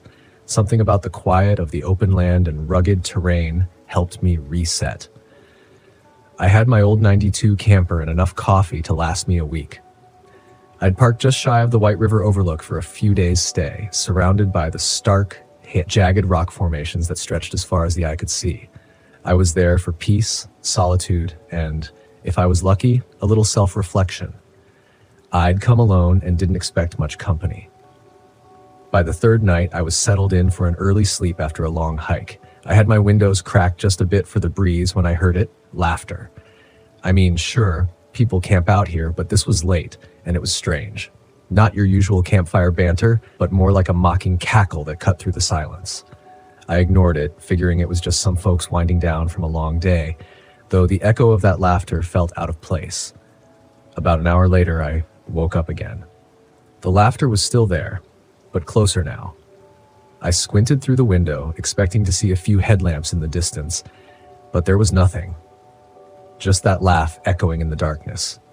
It didn't sound right, like someone was forcing themselves to sound amused, repeating the same tone over and over. I tried shaking it off as an animal call or even the wind playing tricks. The Badlands can mess with your head, after all. But when I stepped out of the camper for a quick look around, I found no one. Just endless, barren landscape under a half moon. A shiver ran through me, and I decided to lock up, double-checking every door before finally lying back down. I don't know how long I was asleep before a loud bang jarred me awake. The laughter was gone, replaced by a hard, rhythmic pounding against the side of my camper. Someone was slamming their fist, or something hard, right against the metal, and it wasn't stopping. Bam, bam, bam. Each hit was steady and relentless, like they were waiting to get a reaction. My heart pounded in my chest. I jumped up, peering through the window again. Nothing. I stayed frozen, listening, hoping it would just stop on its own. But it went on for what felt like forever, and then it stopped as abruptly as it had started. When the silence settled back in, I thought I might finally be able to get back to sleep, maybe chalk it all up to some odd wildlife behavior. But as I closed my eyes, a voice, low and almost mocking, whispered from right outside. "Bobby. Oh, Bobby." My blood turned to ice. I knew that voice. It was unmistakably mine, but distorted, twisted, like someone was mimicking me in a sick, eerie way. I jumped out of bed and turned on every light in the camper, standing there in a ridiculous daze, holding a flashlight in one hand and a kitchen knife in the other. My own voice called out again from the darkness. "Bobby, come on out. We're having fun, aren't we?" I'd had enough. I grabbed my keys, planning to fire up the RV and leave no matter the hour. But when I turned to the driver's side, a shadow was blocking my view through the windshield. A large, bulky figure stood right in front of the camper, motionless. I squinted, trying to make out details, and as my eyes adjusted, I saw what he was wearing. A grinning mask, the kind kids wear for cheap Halloween scares, except this one had been twisted and smeared with red streaks across the mouth. The man tilted his head as if he were considering something, then took a slow, deliberate step toward the driver's door, reaching for the handle. I fumbled with the locks, making sure everything was secured, then backed away, scrambling to find my phone to call for help. But as I raised the phone, the signal dropped and I was left with nothing but an empty line. There was no service out here, not that deep in the Badlands. I was on my own. The banging started again, this time on the back window, then the sides. Whoever was out there had help, at least 2 or 3 people, all pounding on the camper from every angle. It was a coordinated attack, each thud coming in sync like they were performing some twisted ritual. I didn't know what they wanted, but I knew they were playing with me, getting a sick thrill from my fear. I crouched low, my back pressed against the door as I scanned my surroundings for anything I could use as a weapon. There was a heavy wrench in the toolbox under the sink, and I gripped it like it was my lifeline. Then a voice, faint but clear, filtered through the thin walls. It was the same distorted mimicry, repeating in my own voice. "Bobby, you can't hide forever. Come out and play." I was sweating, clutching that wrench with every ounce of strength I had. The banging stopped, and silence filled the air. I strained to listen, half hoping they'd left, but then a soft scraping started at the back window. It was a knife, dragging, scratching, just to let me know they could get in if they wanted to. It felt like hours passed with nothing but that slow, taunting scrape filling the air. Finally, I heard footsteps retreating, fading into the distance, but I didn't dare move. I waited, huddled in the dark for what felt like an eternity until the sun began to rise, spilling light over the Badlands. The pounding was gone. But as I stepped outside, I saw something on the ground near my camper, a torn piece of cloth, and smeared on the door was a single handprint, red and sticky. I tried to rationalize it, convincing myself it was just a prank, but that handprint told me otherwise. I decided to pack up and head to the nearest ranger station to report what had happened. I couldn't shake the feeling that someone was watching me as I drove down the desolate, winding road back toward civilization. When I finally reached the ranger station, I told the park rangers everything. One of them, an older man with a hardened expression, just nodded, but he didn't look surprised. "You're not the first," he said. "Every now and then, campers report strange things out there, things they can't explain." He went on to tell me about a man who used to roam the Badlands years ago, an escapee from some psychiatric facility nearby. They'd never caught him, but people said he had a habit of showing up in campsites, mimicking voices, playing with his prey before vanishing into the night. "Maybe he's just a myth," the ranger said, "but a lot of folks have seen things they can't explain. If I were you, I'd stick to more populated areas." As I left the station, the ranger's words stuck with me, and later, when I returned to my camper to finally inspect the red handprint, I realized it wasn't paint. The smell was unmistakable.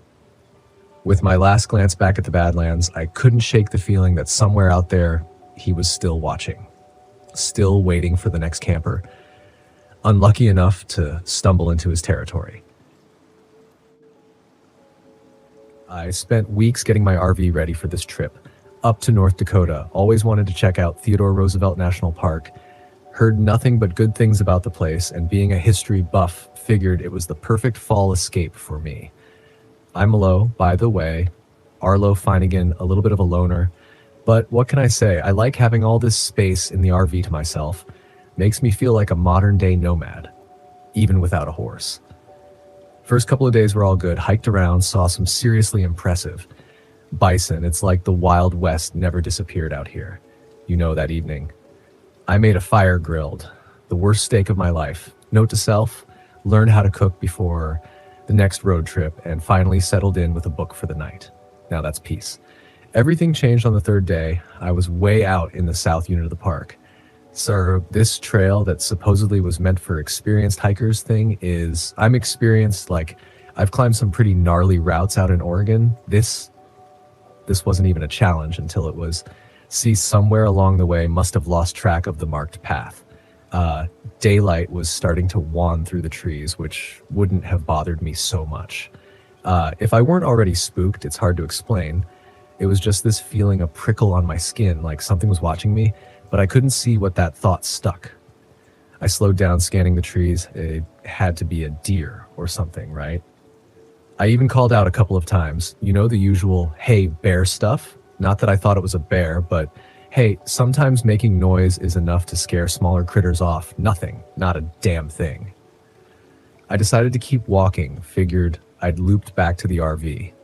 Sooner or later, then I heard it faint at first, like a shuffling, maybe branches rustling in the wind, but something about it felt wrong. I turned, heart pounding in my chest. That's when I saw the first indentations in the ground, huge marks too wide for any boots I'd ever seen. A chill ran through me. I don't scare easy, but some primal part of me just knew this wasn't right. Whatever made those marks wasn't meant to be seen. Now, I should have turned and run right then, in there, call it intuition or whatever you want, but I'd let the fear settle and something else replaced it. Morbid curiosity. I guess stupid in hindsight, yeah, but we've all done dumb things in the heat of the moment. Besides, who'd believe me if I told them I got chased off by Bigfoot or some other cryptid, right? I started following the tracks. They weren't as crisp as I'd like, not on the tough ground, but clear enough, huge strides way too far apart for any normal person. As I got deeper in following this invisible trail, the setting sun painted those woods in reds and oranges, making everything look a hell of a lot less friendly. The tracks led me to this small clearing. That's when I heard the snap like a heavy branch breaking under something big. I spun, holding my breath. That's when I saw it now. I'm no good with descriptions, but I'll try. It stood in the half-light, hunched over, a bit massive, even from this distance. Like a person that had been stretched and distorted, all wrong angles, and two long limbs, fur or something like fur, covered it. Not brown or black, but a weird shifting gray, like shadows, but the face. That's what sticks with me. God, the face. No features to speak. Speak of not really just two pits where eyes should be, and a mouth that shouldn't be able to stretch that wide, too many teeth in there. All needle sharp, the whole thing. It wasn't right, unnatural, like it was breaking the rules of how things should look. We locked our eyes, or at least I think we did, hard to tell with whatever that thing had going on. It tilted its head, almost curious. That primal fear kicked in, and I took gorging. Off running back the way I'd come, not even thinking about the damn tracks. Any more branches? Whipped at my face. I tripped, tumbled, swearing at myself. The whole way didn't matter. If I made noise, the thing was close. I could hear its heavy footsteps pounding after me. Crashing through the underbrush, I burst out of the trees back onto a real trail, and I swear, I saw the RV just ahead, a beacon of hope, except something caught my leg, a branch, or maybe a low-hanging vine, but it felt strong, too strong, and it hauled me down. I hit the ground with a grunt and scrabbled to my feet, but too late. The thing was already there, towering over me. It made this awful sound, a wet gurgle that seemed to come from everywhere. At once I screamed, and then I grabbed a fallen branch and swung fast. I'm not a fighter by nature, but adrenaline does crazy things to you.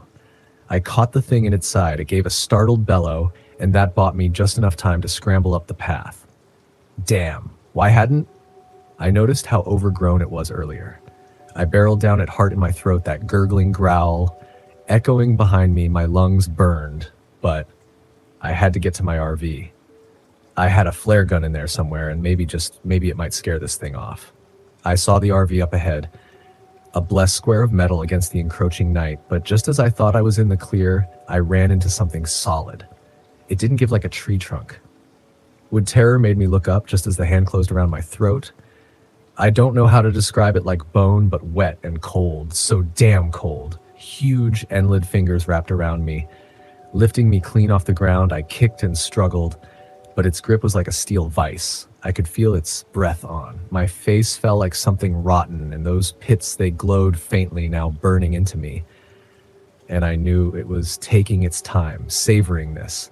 Then a voice cut through the darkness. A woman, sharp and scared, get away from him. I heard a bang, a roar, and the fingers loosened. I dropped to the ground, coughing, scrambling back. The creature was lunging towards the source of the noise. I fumbled for my lighter, praying. It was in my pocket, click flame. I jammed the lighter right up under the thing's chin, the whoosh of fire catching on its fur. It shrieked a terrible piercing sound that rattled in my bones and staggered back. The woman yelled again, another gunshot echoing through the trees. That flicker of light seemed to break some spell. I was running again towards the RV, my keys clattered to the ground as I fumbled with the lock, but bless all the safety drills I'd ever ignored. The door swung open and I tumbled in, slamming it shut behind me. I could hear the creature pounding against the metal, roaring in rage. I locked the door, then the deadbolt for good measure. My heart pounding, a frantic rhythm against my ribs, slumping to the floor, hand shaking. I fumbled for my phone, no service of freaking course. The window beside me shattered, and that odd hand reached through, groping blindly. I scrambled away, scrabbling for something, anything there, the flare gun. I grabbed it and aimed it through the broken window. With a trembling hand, I pulled the trigger. A blinding burst of red, and the thing howled its hand, recoiling from the flare's burn. I took the chance, stumbling over to the driver's seat and turning the key. The coughed, then roared to life. I slammed the RV into reverse, praying this hulking beast wasn't about to overturn my ride. The woman was out there, still firing. "Sasha, get in," she yelled. Sasha. That was her name. But how I didn't have time to think, she was already sprinting towards the RV gun, clutched in one hand, a split second before she dove in the passenger's side. I hit the pedal, nearly throwing her clear across the seats. I floored it, swerving wildly as more thuds and screeches came from behind. The thing was trying to chase us down my stomach, churned, fear and adrenaline twisting in some terrible tango. We bounced down that overgrown path, headlights slashing through the trees. Sasha swore, "Hang on, I think there's a turn up here. Might get us to the main road." We swerved branches, scraping the sides of the RV, but I trusted her, and there it was, blessed asphalt and the faintest hint of other headlights in the distance. I poured every bit of power into the RV. The thing gaining on us. Sasha kept firing out the window, those echoing gunshots barely keeping it at bay. "I don't have many left," she choked out. We hit the main road and I gunned forward, weaving around slower cars. People honked, flashing their brights, totally oblivious to the monster in the woods. "Police station," Sasha gasped, pointing towards a blur of lights in the distance, couple miles, maybe less. The creature was a dark mass at the edge of the road, falling behind, but not giving up. The police station came into view and I slammed the brakes, screeching into the parking lot. We burst out of the RV, not even bothering, with the doors running, for the entrance. "Help," Sasha screamed.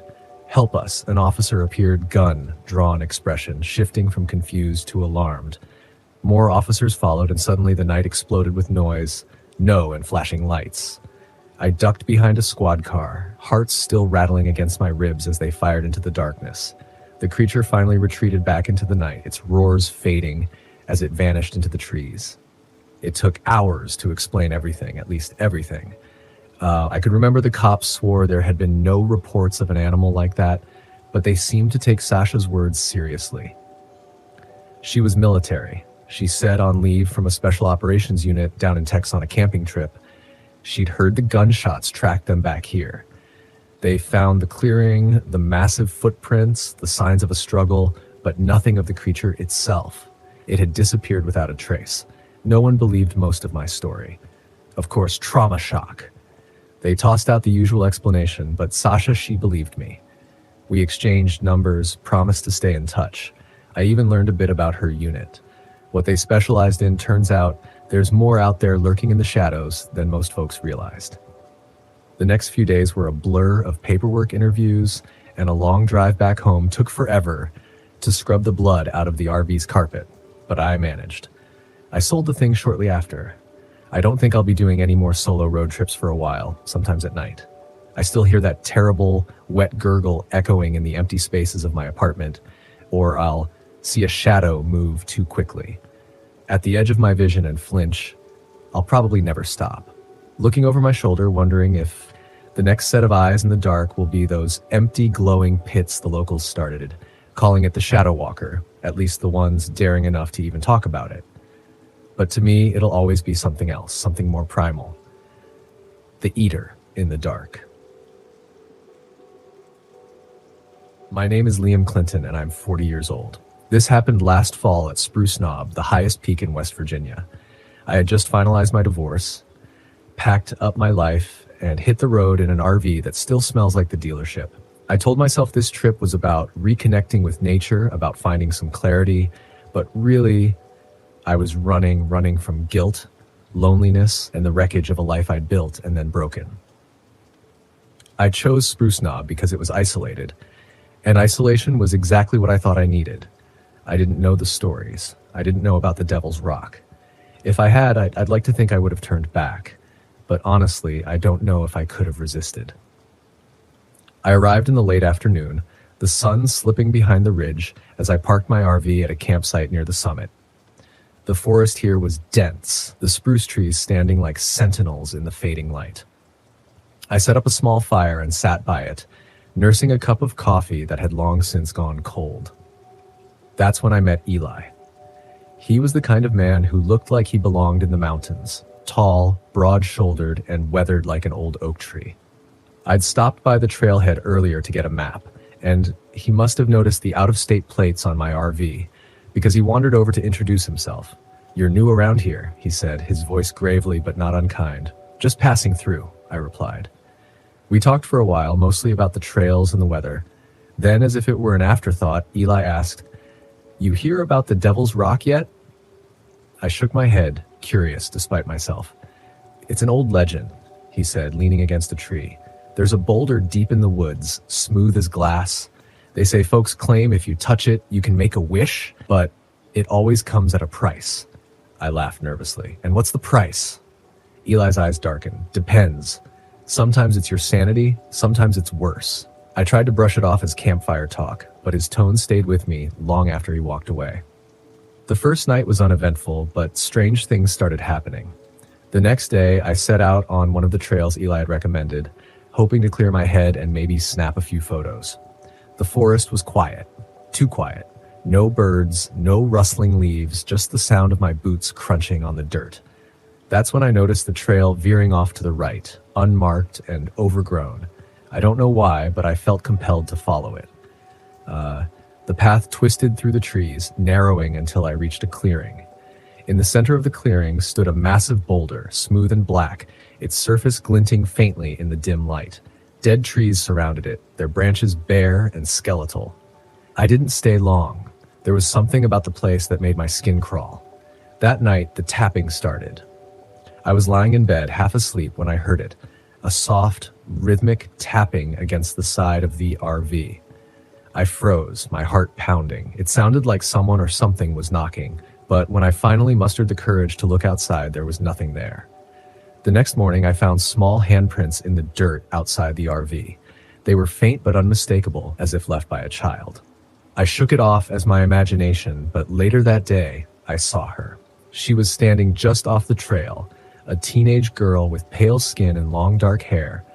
She wore a tattered dress that looked like something out of a history book, and her eyes were wide and pleading.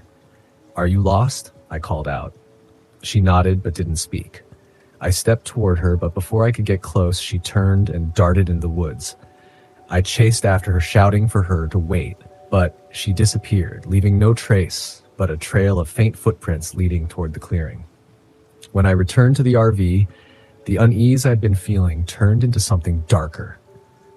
I couldn't shake the girl's image from my mind, her hollow eyes and the way she seemed to vanish into thin air. That night, I dreamed about the Devil's Rock.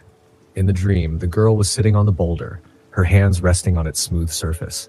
Her voice was soft but insistent. "It can give you what you want." When I woke, I couldn't get her words out of my head.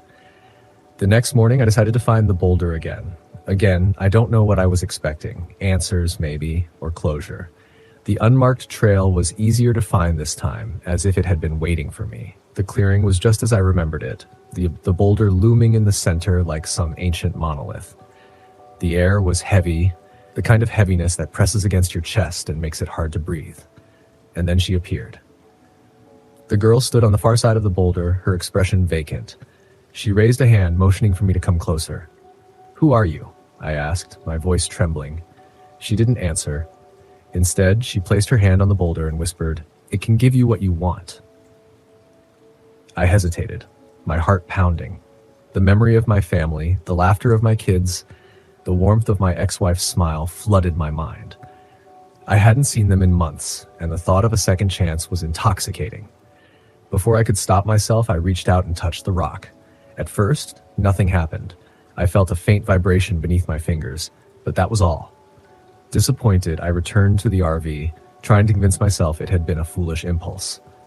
But that evening, my phone rang. It was my ex-wife.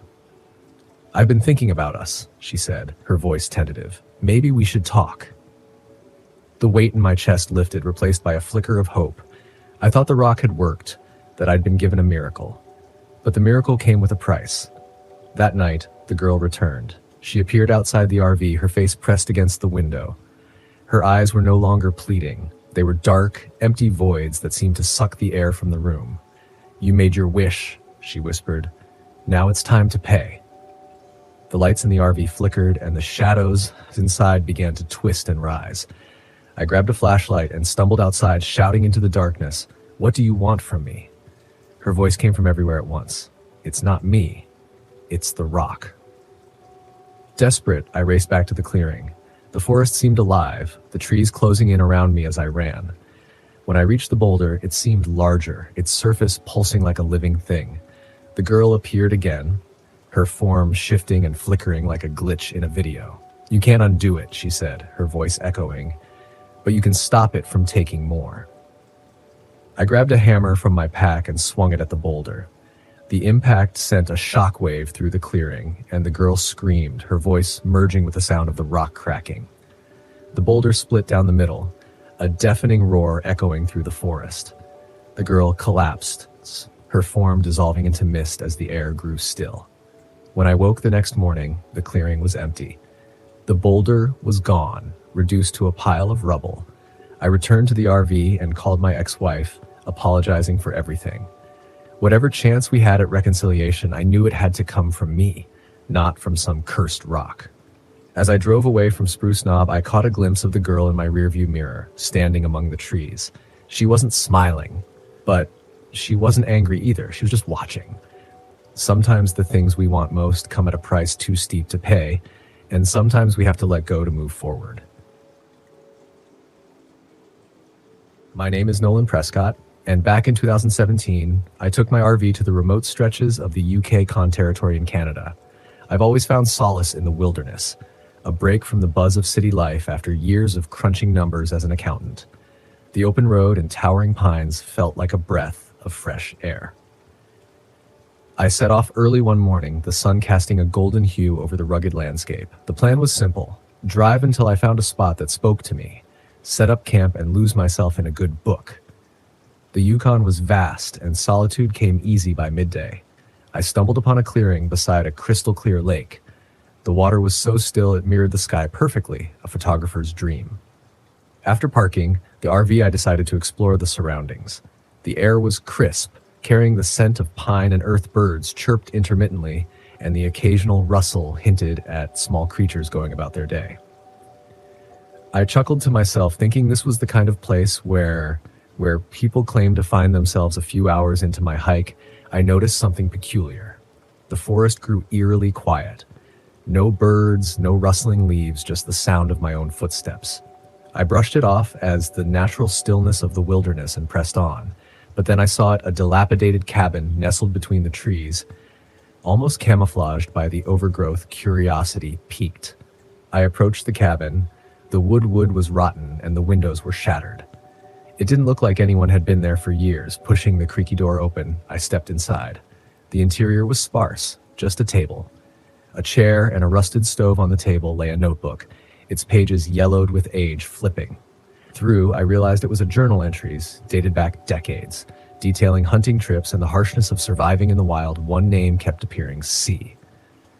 The last entry was abrupt. "The voices are louder now, they won't."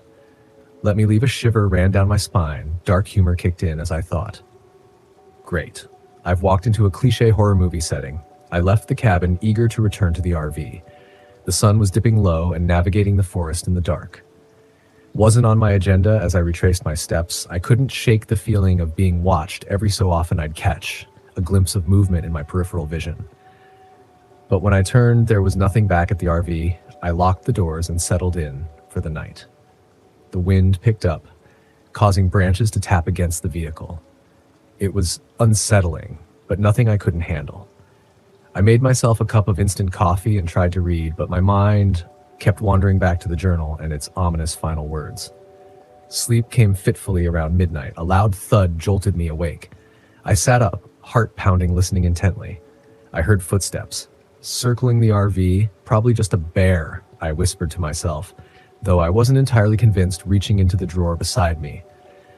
I realized I hadn't packed my usual camping knife. Fantastic, I muttered. Of all the times to forget, the footsteps grew louder, more deliberate, then a scratching sound at the door. I mustered up some courage and called out, "Whose?" Their silence gathering what little bravado I had. I peeked through the window in the dim glow of the moon. I saw a figure standing a few yards away, tall, gaunt, and motionless. "Can I help you?" I shouted. No response. The figure tilted its head as if contemplating me. I decided staying inside was the best course of action. Grabbing a flashlight, I shone it toward the figure. The beam illuminated a man with a wild beard, clothes tattered and stained. His eyes were fixed on me, unblinking. "Look, if you need help, I can call someone," I offered, trying to sound calm. He took a step forward, revealing a bloodied axe in his hand. Panic surged through me. This was no lost hiker. I scrambled to start the RV's engine. The old vehicle sputtered, but didn't turn over. "Not now, come on," I pleaded, turning the key frantically. The man began pounding on the door, the metal denting with each strike. Desperate. I remembered the flare gun in the emergency kit. Grabbing the door. I pointed it at the door, hands shaking. The pounding stopped. Silence hung heavy in the air. Then, without warning, the rear window shattered. I spun around to see his arm reaching in, trying to unlock the door. Without thinking, I fired the flare gun. The bright light shot past his arm, igniting the curtain flames quickly. Spread and smoke filled the RV. Coughing, I knew I had to get out.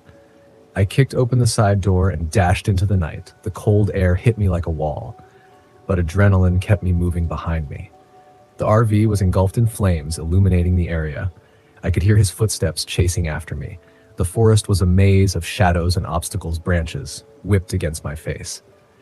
As I sprinted, blind lie ahead, I spotted a narrow ravine without hesitation. I slid down the incline, hoping it would slow him down at the bottom. I hid behind a large boulder, trying to catch my breath. The sounds of pursuit grew distant. Maybe I'd lost him. Just as I allowed myself a sliver of hope, a voice echoed through the trees. "You can't hide forever, friend." His tone was mocking, almost playful. I needed a plan. Scanning surroundings, I noticed a fallen tree, limb, sturdy and sharp. At one end, it wasn't much, but it was better than nothing, gripping it tightly. I prepared myself. If he found me, I wouldn't go down without a fight. Minutes felt like hours. The only sounds were the crackling of the burning RV and my own ragged breaths. Then footsteps above the ravine. He was close. "Why make this difficult?" he called out. "It's been so long since I've had company." As he descended into the ravine, his silhouette became visible against the glow of the distant fire. I held my breath, muscles tense, when he was a mere few feet away. I lunged, driving the sharp end of the limb towards him. He reacted swiftly, dodging just enough to avoid a fatal blow, but the makeshift spear grazed his shoulder. He let out a grunt, more annoyed than hurt. "Feisty one, aren't you?" He swung the axe, and I barely dodged, feeling the whoosh of air as it passed by. We circled each other, the narrow space forcing us into close quarters combat.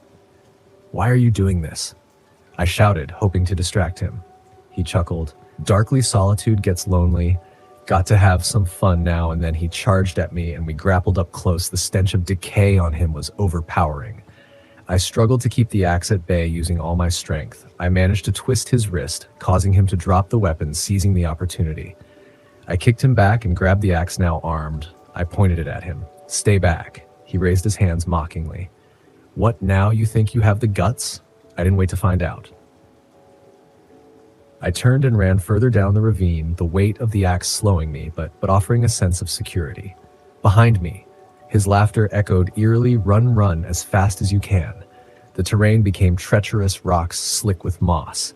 In my haste, I slipped, tumbling down a slope and landing hard. Pain shot through my ankle. Trying to stand, I realized it was sprained. If not broken, looks like the chase is over. His voice floated from above. I crawled, dragging myself towards a crevice in the rock face. Squeezing into the narrow space, I held my breath. He appeared at the top of the slope, scanning the area. Come out wherever you are." Minutes passed as he searched. The forest seemed to conspire with him, every rustle betraying my hiding spot. Just when I thought he might move on, He started descending carefully. Each step calculated, desperation took hold. I felt around the crevice and found small stones. It wasn't much, but perhaps it could buy me some time as he neared. I threw a stone in the opposite direction. It clattered loudly. He snapped his head towards the noise. Clever, but not clever enough. He continued towards me as he approached the crevice. I gripped the axe tightly the moment he was within reach. I swung with all my might. The blade caught him off guard, slicing into his leg. He screamed in agony, stumbling back, seizing the moment. I emerged from the crevice and struck again, this time aiming for his shoulder. The axe embedded deep, and he collapsed to the ground, gasping. I hobbled away, pain searing through my ankle. The adrenaline was fading and exhaustion set in, but I couldn't stop. I had to find help after what felt like hours. The forest thinned, and I stumbled upon a dirt road. Headlights appeared in the distance, waving frantically. I collapsed as the vehicle approached. A couple jumped out. Rushing to my aid, "What happened to you?" the woman asked, concern etched on her face. "There's a man, he tried to kill me." I managed to say between labored breaths. They exchanged worried glances. "Latun, get you to a hospital," the man said as they helped me into their truck. I felt a mix of relief and lingering dread. "Did you see anyone else on the road?" I asked. The man shook his head. "No one. This area is pretty isolated. At the hospital, authorities were notified." I recounted everything to the police. A search party was dispatched to the location I described. 2 days later, an officer visited me. "We found the cabin in signs of a struggle," he said, grimly. There were also remains, several bodies buried nearby. "Did you find him?" I asked. He nodded. "We did. His name was Silas Kane, used to be a hunter out here, went missing years ago after reportedly losing his mind. You're lucky to be alive. Silas Kane, the name from the journal. It all clicked into place. What happens now with him deceased? We can only close old cases and notify families." The officer replied, "You did what you had to do." I left the Yukon shortly after, the vast wilderness no longer holding the same allure. The open road was replaced by the comfort of city streets and the company of others. In the end, it was a grim reminder that sometimes the real dangers aren't the beasts of the forest, but the mon-ears within men. My name is James Nelson, and I'm 40 years old. This happened last summer while I was investigating a viral ghost story at Devil's Backbone in West Virginia. I've spent years debunking hauntings, cryptid sightings, and so-called cursed places. It's what I do for a living, exposing frauds and hoaxes on my YouTube channel, Reality Bites. I never expected Devil's Backbone to be any different. I was wrong. I arrived at the trailhead late in the afternoon, the sunlight painting the jagged cliffs of the ridge in deep orange hues. Devil's Backbone stretched before me, an imposing line of rocky outcroppings and dense forest. The campground was deserted. Just me, my RV, and a few empty fire pits surrounded by overgrown weeds. Perfect for filming. I set up my equipment, cameras, microphones, a drone for aerial shots. I like to have all the angles covered, even if I expected nothing more than crickets and wind. The legend that brought me here was as ridiculous as they come. A group of hikers claimed they'd heard chanting and seen glowing symbols near the ridge. The story had racked up millions of views online, and I figured a straightforward debunking would bring in decent traffic. But something about the ridge unsettled me. It wasn't just the isolation. The cliffs had a presence, like they were watching, waiting. After setting up camp, I hiked up to the ridge for some preliminary footage. The trail was steep and narrow, winding through a forest of twisted, ancient trees. Their gnarled branches formed a canopy that filtered the sunlight into eerie, shifting patterns. About halfway up, I spotted the first symbol. It was carved into the rock, jagged and precise. At first, I thought it was graffiti, but it didn't look modern. No spray paint or amateur scribbles. It was intricate, like something you'd see in a textbook on ancient languages. I snapped a photo and moved on, telling myself it was probably just a prank. As I climbed higher, I started to hear faint humming. It wasn't wind or birds. It was rhythmic, almost like chanting. I paused, holding my breath to listen, but it stopped the moment I tried to pinpoint its direction. By the time I reached the ridge, the sun was setting, casting long shadows over the forest below.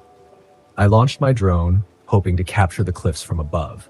The drone whirred into the sky, its camera sending back clear, steady footage of the ridge and surrounding woods. Then, without warning, the feed cut out.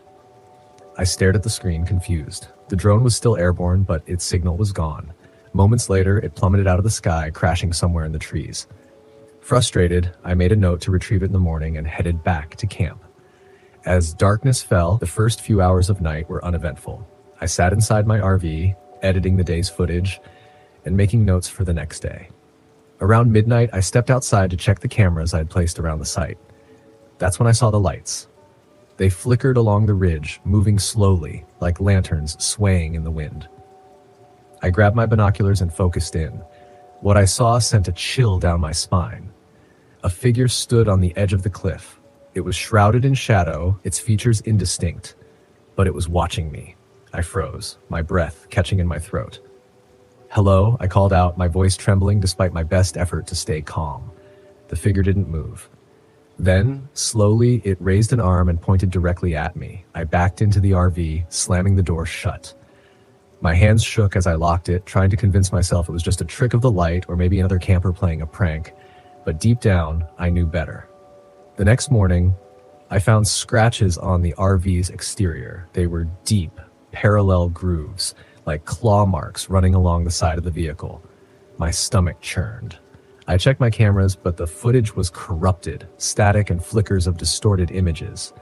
Determined to get to the bottom of this, I hiked back up the ridge. This time, the symbols were everywhere.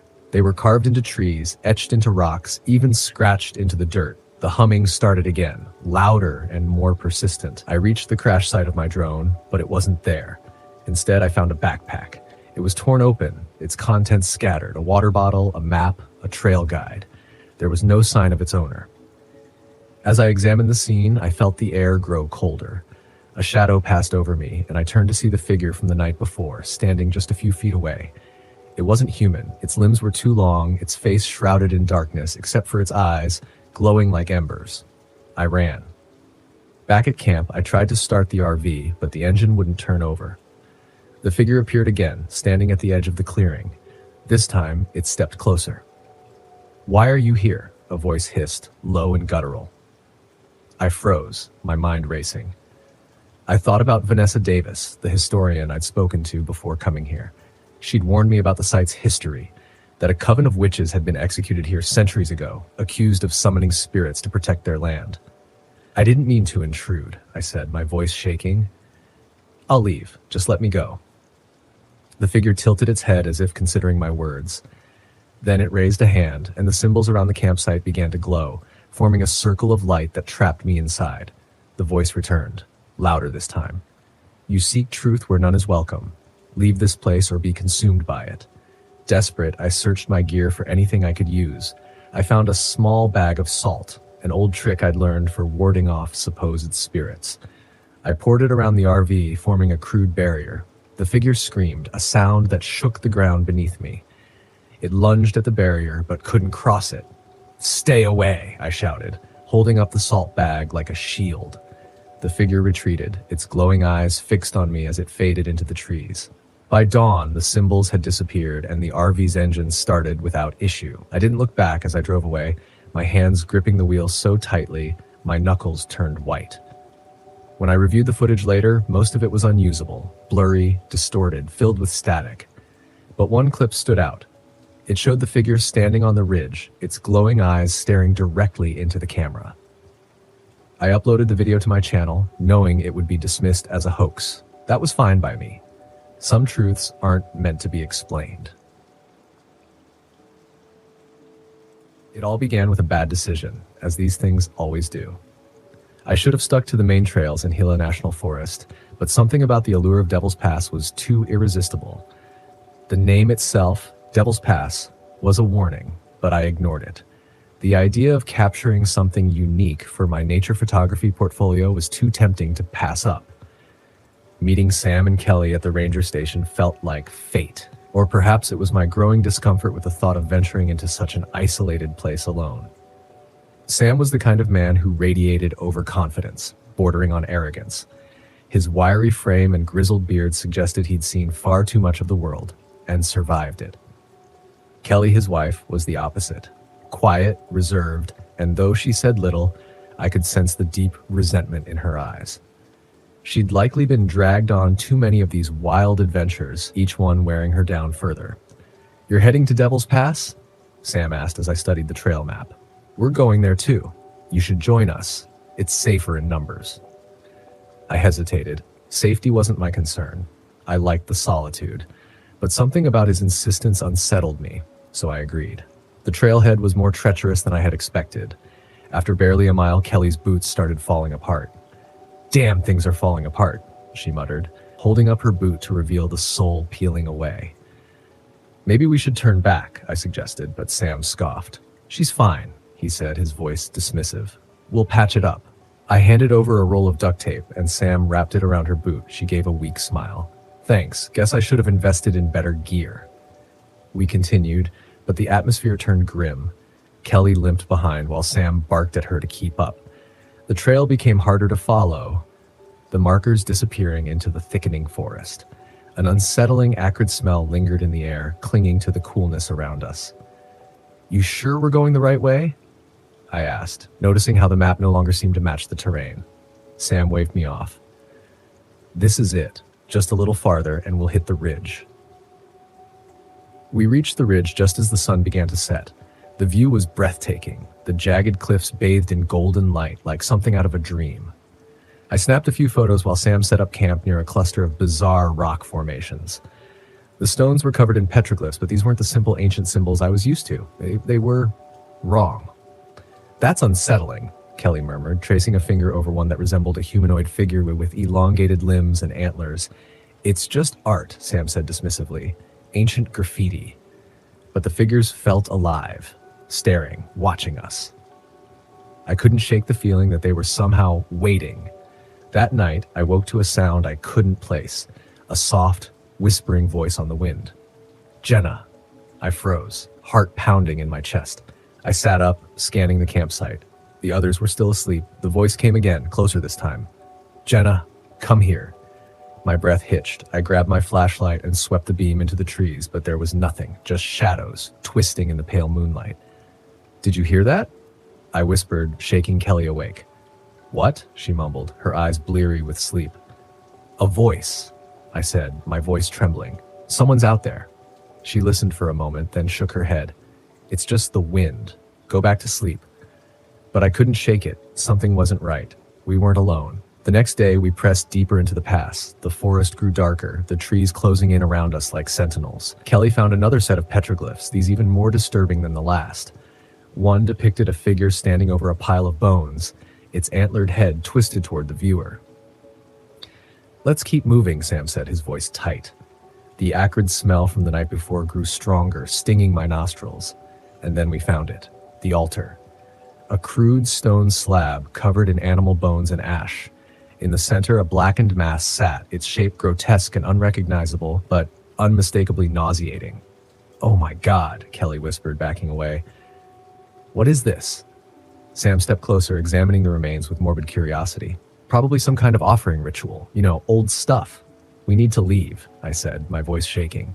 Before anyone could respond, a rustling came from the bushes. We froze. Eyes darting to the tree line, we saw it. A figure emerging from the shadows. Tall, emaciated, its limbs unnaturally long. Its head was a deer's skull, but its antlers were twisted, serpentine. Glowing red eyes locked onto us. "Run," I whispered, but no one moved. The creature stepped forward, its movements jerky and unnatural. "Go," I screamed. Finally, we snapped out of our trance and bolted. Branches snapped underfoot as we ran, desperate, the heavy sound of the creature's footsteps behind us. Kelly tripped and fell, but Sam yanked her to her feet, and we didn't stop until we reached our campsite, gasping for air. The fire had gone out. The RV stood eerily silent, untouched, but something was wrong. Something was off. "We're leaving," I said, fumbling with the keys. "No," Sam said, his voice firm. "We can't. If we try to drive now, we'll get lost." "Better lost than dead," I snapped, but he shook his head. Then Kelly grabbed my arm. "Wait, do you hear that?" It was Kelly's voice, but it was coming from the trees. "Help me," the voice called, perfectly mimicking her tone. "That's not me," she said, her face draining of color. Sam grabbed a flashlight and stepped toward the tree line. "Don't!" I warned, but he ignored me. He shone the beam into the darkness. Nothing. The voice called again, this time from the opposite direction. "It's playing with us," Kelly whispered. The RV began to rock violently as if something massive was pushing it from side to side.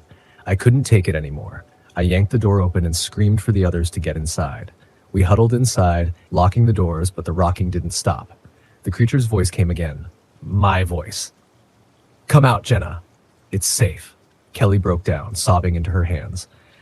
Sam sat silently, gripping a hunting knife he hadn't bothered to use earlier. I rifled through the emergency kit, pulling out a flare gun. "What are you doing?" Sam asked. "I'm ending this," I said, my voice steadier than I felt. I opened the door and stepped outside, the flare gun trembling in my hand. The creature was waiting at the edge of the clearing, its glowing red eyes gleaming. "Come closer," it said, its voice perfect, mimicking my own. I aimed the flare gun and fired. The flare struck the creature square in the chest, igniting it in a burst of blinding red light. It screamed, but the sound was like 1,000 voices crying in agony. Then it vanished into the darkness. We didn't wait to see if it would return. Sam floored the gas pedal, driving us away from the pass as fast as the RV would go. No one spoke until we reached the ranger station. Even then, we said nothing about what we'd seen. A week later, I uploaded my photos, hoping to salvage something from the trip. That's when I saw it, a picture I didn't remember taking. In the background, the creature stood directly behind me, its glowing eyes locked onto the camera. I haven't been back to the wilderness since. My name is Elijah Allen. I'm 25 years old, and this happened just last fall in the wilderness of Spruce Knob, West Virginia. I was there with my brother Mark, his girlfriend Emily, and his best friend Ryan. We had planned a week-long camping trip, a much-needed break from the grind of everyday life. Instead, it became a nightmare I can barely talk about even now. It started as a simple idea. Mark, 28, was always the adventurous one, the kind of guy who thought following a marked trail was too easy. I went along because I needed to document local flora and fauna for my thesis in biology. Emily, 27, joined to spend more time with Mark and indulge her love of spooky campfire stories.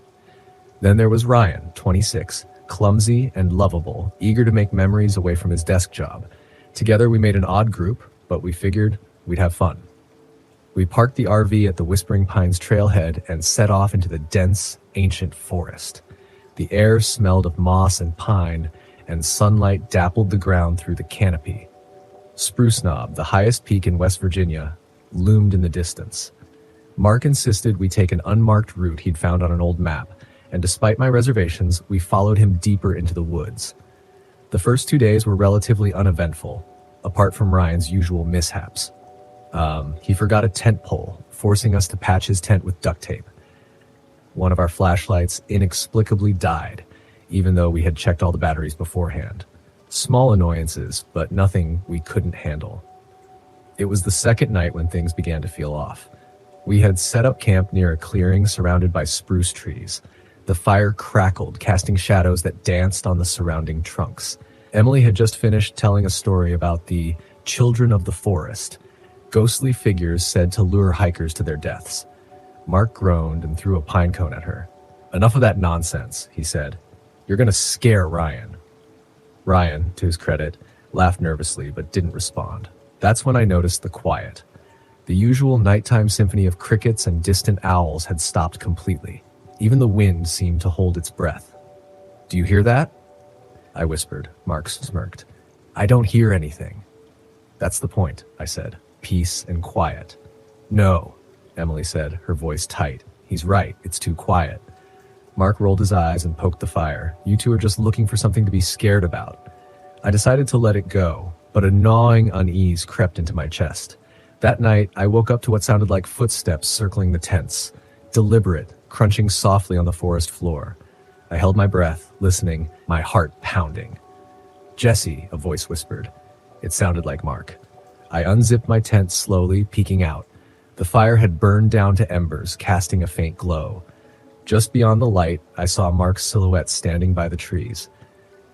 "What are you doing?" I hissed. He didn't respond. "Mark?" The figure turned and walked into the woods. My first thought was that he was sleepwalking. Grabbing my flashlight, I stepped out and followed.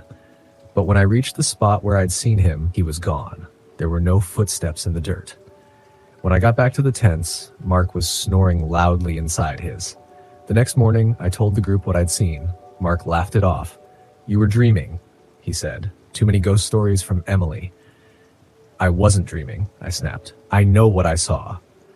Ryan looked uneasy, but didn't say anything. Emily just stared at the ground. We packed up and continued hiking, but the atmosphere had changed. Mark's confidence began to grate on me. Emily kept glancing over her shoulder, and Ryan's usual jokes dried up. Around midday, we stumbled upon something strange, a set of tracks in the dirt. They looked human, but larger, with elongated toes and claw marks at the tips. "What kind of animal leaves tracks like that?" I asked. Mark crouched down, frowning. "Probably a bear with a weird gait." "Bears don't have claws like that," Emily said, her voice trembling. Mark shrugged. "Then, maybe Bigfoot. Relax." But I couldn't relax.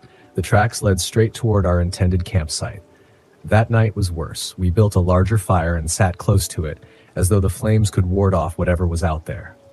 Mark and Emily argued about whether we should turn back. Ryan stayed quiet, staring into the fire like it held answers. Then the laughter started. It was faint at first, like children playing hide and seek in the distance. But it grew louder, circling our camp. "Who's there?" Mark shouted, grabbing his flashlight. The beam flickered and went out. He smacked it against his palm, but it stayed dead. "Jesse!" The voice was back, soft and lilting, but this time it wasn't alone. It was joined by Emily's voice, then Ryan's, all of them calling my name. "Stay by the fire," Emily whispered, clutching my arm. "Don't leave the firelight." Mark ignored her and stepped into the darkness. "Mark, no!" I shouted, but he disappeared into the trees. We waited, calling for him, but he didn't answer. Then we saw him stumble back into the light, his face pale, his eyes wide. "It's not human," he said, his voice shaking. Before we could ask what he meant, the creature emerged. It stood just beyond the firelight, its form shifting and flickering like a mirage. One moment it looked like Mark, then Emily, then me. Its face stretched into an unnatural grin, its glowing yellow eyes fixed on us. Emily screamed. Ryan fell backwards, scrambling away from the fire. "Salt!" Emily shouted suddenly. "We need salt." I remembered the packets we'd brought for meals. Grabbing them from my bag, I ripped them open and tossed the contents around the fire. The creature hissed and recoiled, its form blurring before it vanished into the shadows. We didn't sleep that night. Mark finally admitted we needed to leave. But when we reached the RV the next morning, we found the tires slashed, claw marks gouged into the doors. "It doesn't want us to leave," Emily said, her voice hollow. "Then we walk," I said. "We'll head to the ranger station." The hike was grueling. Every sound in the forest set us on edge, and the feeling of being watched never left. By midday, the creature returned. It didn't attack, but followed us, always just out of sight. Sometimes it looked like Emily, sometimes like Mark, and sometimes like something entirely inhuman. When we reached a narrow trail along a cliffside, it attacked. The creature lunged at Mark, who fought it off with a burning stick from our campfire. "Go! Go!" he shouted. "Get to the station." "Mark, no!" I screamed, but he wouldn't listen.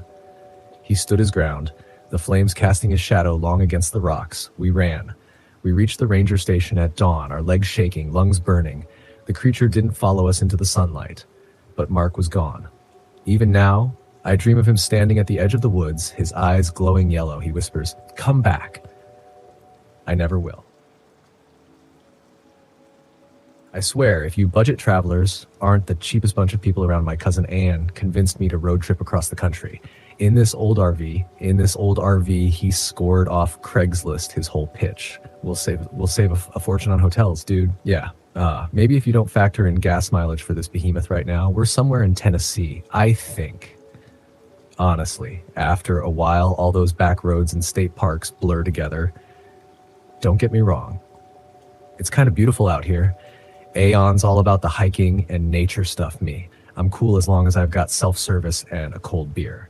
At the end of the day, last night we pulled into this roadside campground on the edge of some thick, tangled woods. Figured it'd be a quick overnight, hit the road by sunrise kind of deal. But when Anne went to check us in, the campground lady, where she was at least 100, was nowhere to be found now. Most folks would call it a night, leave a note, or whatever. Not aiming, dude. He says all wide-eyed and intense free camping. Let's stitch the hookups and go wild camping. I didn't know about all that, but whatever we find this secluded spot near the woods, I kill the engine and the forest goes dead quiet. The kind of quiet that gives you the creeps, and Oblivious starts unpacking his ridiculously oversized hiking backpack, going to try and snag us some trout for dinner. He declares you want to come and miss out on setting up prime ghosts watching territory. No way, man. I laugh, already settling into the unfolded lawn share with a cold one. Amon just shrugs, tosses me a "you're lost" kind of look, and disappears into the trees. That's when things started getting weird. It's barely dusk, but the forest is already dark as pitch. All those usual night sounds, crickets and stuff, they're just absent. And I start hearing like rustling behind the RV at first. I assume it's some squirrel, but it's bigger, heavier. I peek through the RV window, see nothing, and chalk it up to paranoia. The beer probably isn't helping. Still can't shake this feeling. I'm being watched, like there's eyes on me from the woods. Then that rustling gets closer. It's definitely circling the RV. Now I grab my pocket knife off the counter, stupid. I know against whatever's out there, but it's something. Suddenly, I swear something slams into the side of the RV. The whole thing rocks. I yelp and probably drop the knife. Now, I'm not ashamed to admit I'm freaking out. I grab my cell, fumbled through my contacts, no signal, a freaking course. Whatever's out there circles again, this time letting out this growl isn't the right word. It's more like a guttural wet cough, and it's big way. Bigger than any dog or coyote I've ever heard. I picture claws scraping against the RV's metal, long teeth, beady eyes glowing in the dark. Then I see it a silhouette just for a second against the trees, massive, hunched, moving on way more than 4 legs. I can't make out details in the dark, but the shape is all wrong. Like some unnatural twisted beast out of a nightmare, my heart is pounding so hard. I'm scared. The thing can hear it. I curl up in the driver's seat, trying to become one with the upholstery. The noises outside stop, but I know it's still there. I don't dare move, don't even breathe. Right hours go by, at least I think they do. Time gets muddled when you're waiting for a monster to eat you alive. Just as I start to think. Maybe it's gone. I hear a new sound scratching right above me on the roof. That's followed by this awful wet thump, like something heavy landed up there, and then there's a scraping sound back and forth like claws on the fiberglass. I try to stifle a whimper, whatever it is. It's light enough to be on the roof, but big B enough to have shaken the entire RV earlier. The logic doesn't add up. My brain is barely functioning at this point. The scraping goes on forever, and then a new sound, sniffing, sting, right outside the air vent. Above my head, I can almost feel its hot breath smell, its stinking rotten meat smell. I squeezed my eyes, shut, pray to gods. I don't believe in suddenly I hear Aeon's voice muffled through the RV walls. Dude, you in there found some killer trout, man. You gotta see he trails off. There's a pause and then a blood-curdling scream that cuts off abruptly. I flinch, then go stock. Still, the scratching on the roof stops. Silence, heavy, awful silence. I don't move an inch. Maybe if I play dead, my entire body is one giant knot of terror. I hold my breath, straining to hear any sound. That will tell me Aeon's fate, but there's nothing, just that oppressive silence. My mind races, 100 miles an hour. Should I run? Could I even make it to the trees alive? Is there a weapon somewhere in this mess? I could use that pocket. Knife is useless, and whatever's on the roof ain't going to give me time to rummage through kitchen drawers. Finally, after an eternity, I hear a noise. It's faint like a rustling deep in the woods. Whatever it is, it's retreating. Each rustle pulls the knot in my chest a little tighter. It's dragging something heavy. I don't even need to picture what it's got. My brain finally kicks into gear. I have to get out of here. I scrambled to the driver's seat, fumble with the keys, the engine coughs to life. Thank God. I gun it in reverse, barely glancing in the side mirror lights. On I floor. It bouncing down the dirt road, not looking back, must have driven for hours. I end up at some roadside all-night diner, the kind with watery coffee and sad-looking pine in a rotating case. My hand shakes so bad. I can barely hold my mug. I manage to choke down a couple of eggs and hash browns, but they sit in my stomach like lead. The waitress, an older lady with a kind face and a bad dye job, keeps refilling. My coffee The diner, mostly empty, just the trucker snoozing in a booth and a couple arguing in hushed tones. Part of me wants desperately to tell someone, anyone, what happened, to scream until the cops come and drag me out in a straitjacket. But here's the thing. How do you explain what I saw? What I heard, some backwoods beast that shouldn't exist. They'll think I'm lying or crazy, or worse, that I did something to aim in myself. Best case scenario, they'll search and find nothing. Maybe someone will come looking for me, figure out mixed up in a man's disappearance. There's no way I'm going through that when the sun rises.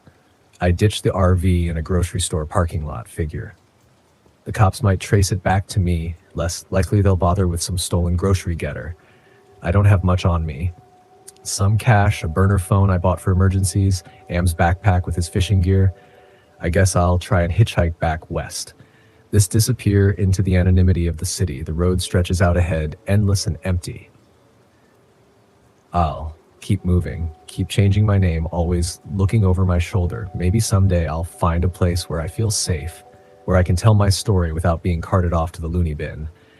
But for now, I'm just another face on the run, haunted by the memory of that thing. In the woods, they call creatures like that skin riders. That's the closest name I can come up with anyway. Urban legends, ghost stories designed to scare kids around campfires. Turns out some of those campfire stories have teeth. I wish Anne had been a little less into nature, a little more into binge watching TV, heck. I wish I had never agreed to this stupid trip in the first place. But wishing doesn't change a thing now. I'm never going to look at the woods the same way again, and every rustle of leaves, every snap of a twig, every shadow that flickers at the edge of my vision is going to send a jolt of pure terror straight through me. The air was still and heavy as I stepped out of my RV, the dense canopy of the forest casting long shadows over the dirt clearing. My name is Lucas Randall, and this happened in September of 1996, somewhere in the rugged backwoods of Pennsylvania. I had been on the road for nearly a week, just me, my dog Buck, and a stubborn itch to escape the grind of my contracting business.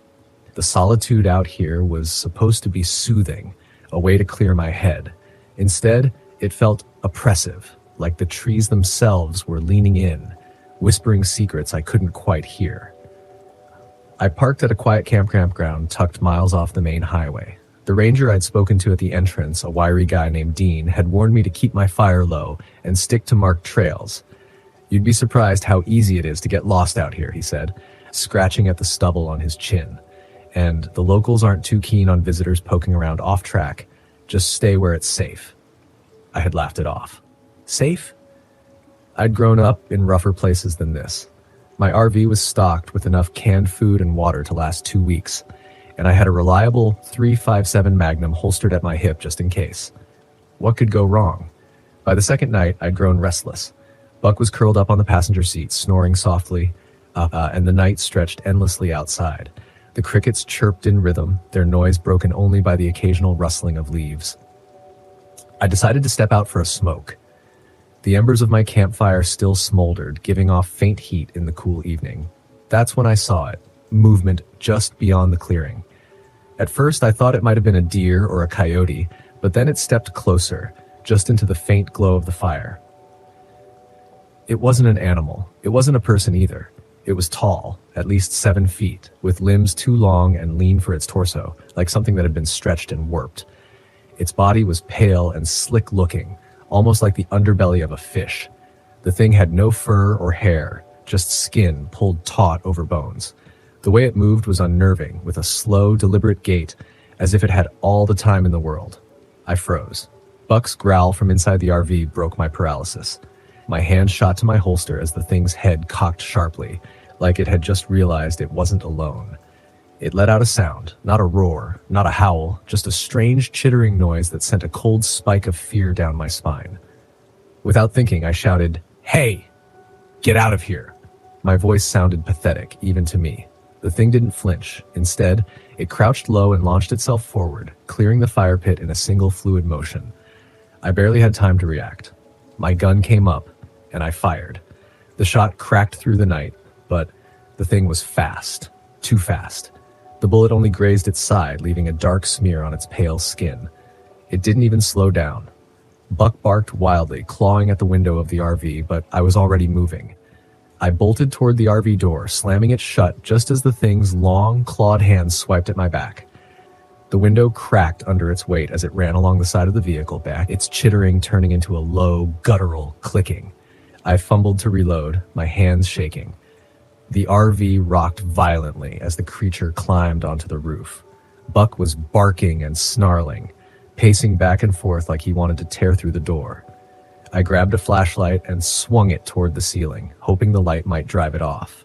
But before I could do anything else, the roof caved in with a deafening crunch. I don't remember screaming, but I must have because my throat felt raw as I scrambled for the back door. The creature dropped into the cabin, its bony legs bending unnaturally as it landed. Its head swiveled toward me, its sharp teeth bared in something that might have been a grin. I fired again. This time, the shot tore through its shoulder. The thing shrieked and lunged at me, its claws raking the air just inches from my face. I swung a wrench, a heavy one I used for repairs, smashing it across the side of its head. It stumbled, but not for long. Buck charged, leaping at the creature with a ferocity I'd never seen before. He clamped his jaws around its arm, tearing into the slick flesh. The thing let out a horrible noise and swatted him aside. Buck hit the wall with a yelp and crumpled to the floor, his body limp. Rage overtook the fear in my chest. I grabbed a propane canister from the kitchenette and hurled it at the creature. The impact sent it reeling, but I wasn't done. Grabbing a lighter from my pocket, I flicked it on and threw it at the leaking gas. The explosion was deafening. Flames roared through the RV, and the creature's high-pitched screeches pierced the chaos. I dove out the back door, rolling onto the ground as heat and smoke billowed around me. For a moment, everything was silent, except for the crackling of fire. Then I saw it emerge from the flames, charred but still standing. It stumbled forward, its movements jerky and uncoordinated like a puppet with tangled strings. But it was weaker now, slower. I didn't give it a chance to recover. Gripping my wrench tightly, I swung with all the strength I had left. The impact cracked through the air, and the thing crumpled to the ground. I kept hitting it again and again until it stopped moving. By the time I stopped, my arms felt like lead, and my chest heaved with every breath. The creature lay sprawled in the dirt, its body twitching faintly before going still. Its skin was torn and burned, blackened by the fire. The headlights of a park ranger's truck cut through the trees. Dean jumped out, his face pale as he took in the scene. The wrecked RV, the smoldering fire, and the mangled creature at my feet. He didn't say a word, just stared, his hand hovering near the radio on his belt. Buck stirred behind me, letting out a weak whine. I dropped to my knees, relief washing over me as I realized he was still alive. Dean finally found his voice. "What the hell is that thing?" I didn't answer. I couldn't. The thing's lifeless body sprawled in the dirt was all the answer he'd get. My name's Max Holloway, and back in 2017, I decided to take my old RV on a trip to Badlands National Park in South Dakota. I'd always thought that spending some time alone in the wilderness might help me sort out my tangled thoughts, or at least give me a good excuse to avoid my ex's wedding. You know, just a guy and his questionable life choices, hitting the open road. I'd been on the road for a couple of days when I finally reached the park. The rugged landscape of eroded buttes and pinnacles stretched out before me like a scene from another planet. It was the kind of place where you half expected to find dinosaurs still roaming around. I parked my RV at a secluded spot, far from the few other campers who dared to brave the isolation setting up camp. I couldn't help but feel a strange mix of excitement and unease. The silence was profound, broken only by the occasional gust of wind that whispered through the canyons. I cracked a joke to myself about finally finding a place quieter than my love life with a self-deprecating chuckle. I settled into a folding chair and watched the sun begin.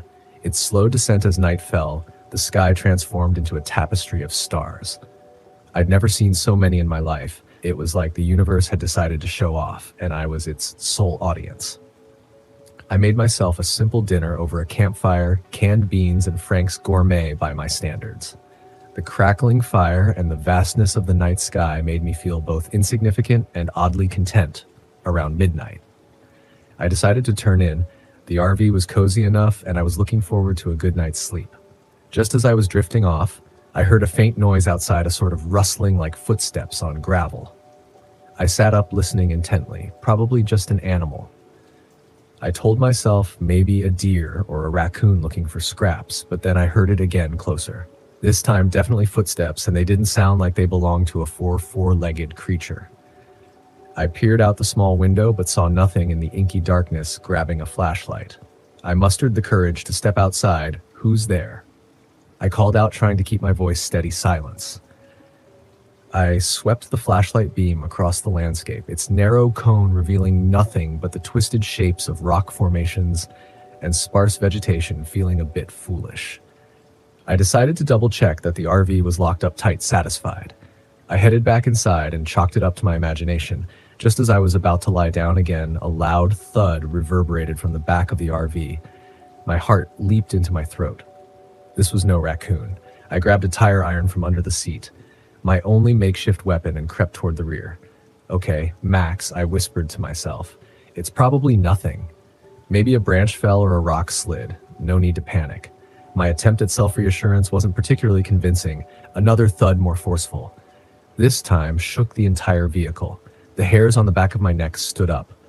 I took a deep breath and flung open the rear door, brandishing the tire iron. The flashlight beam danced wildly as my shaky hand struggled to hold it steady there.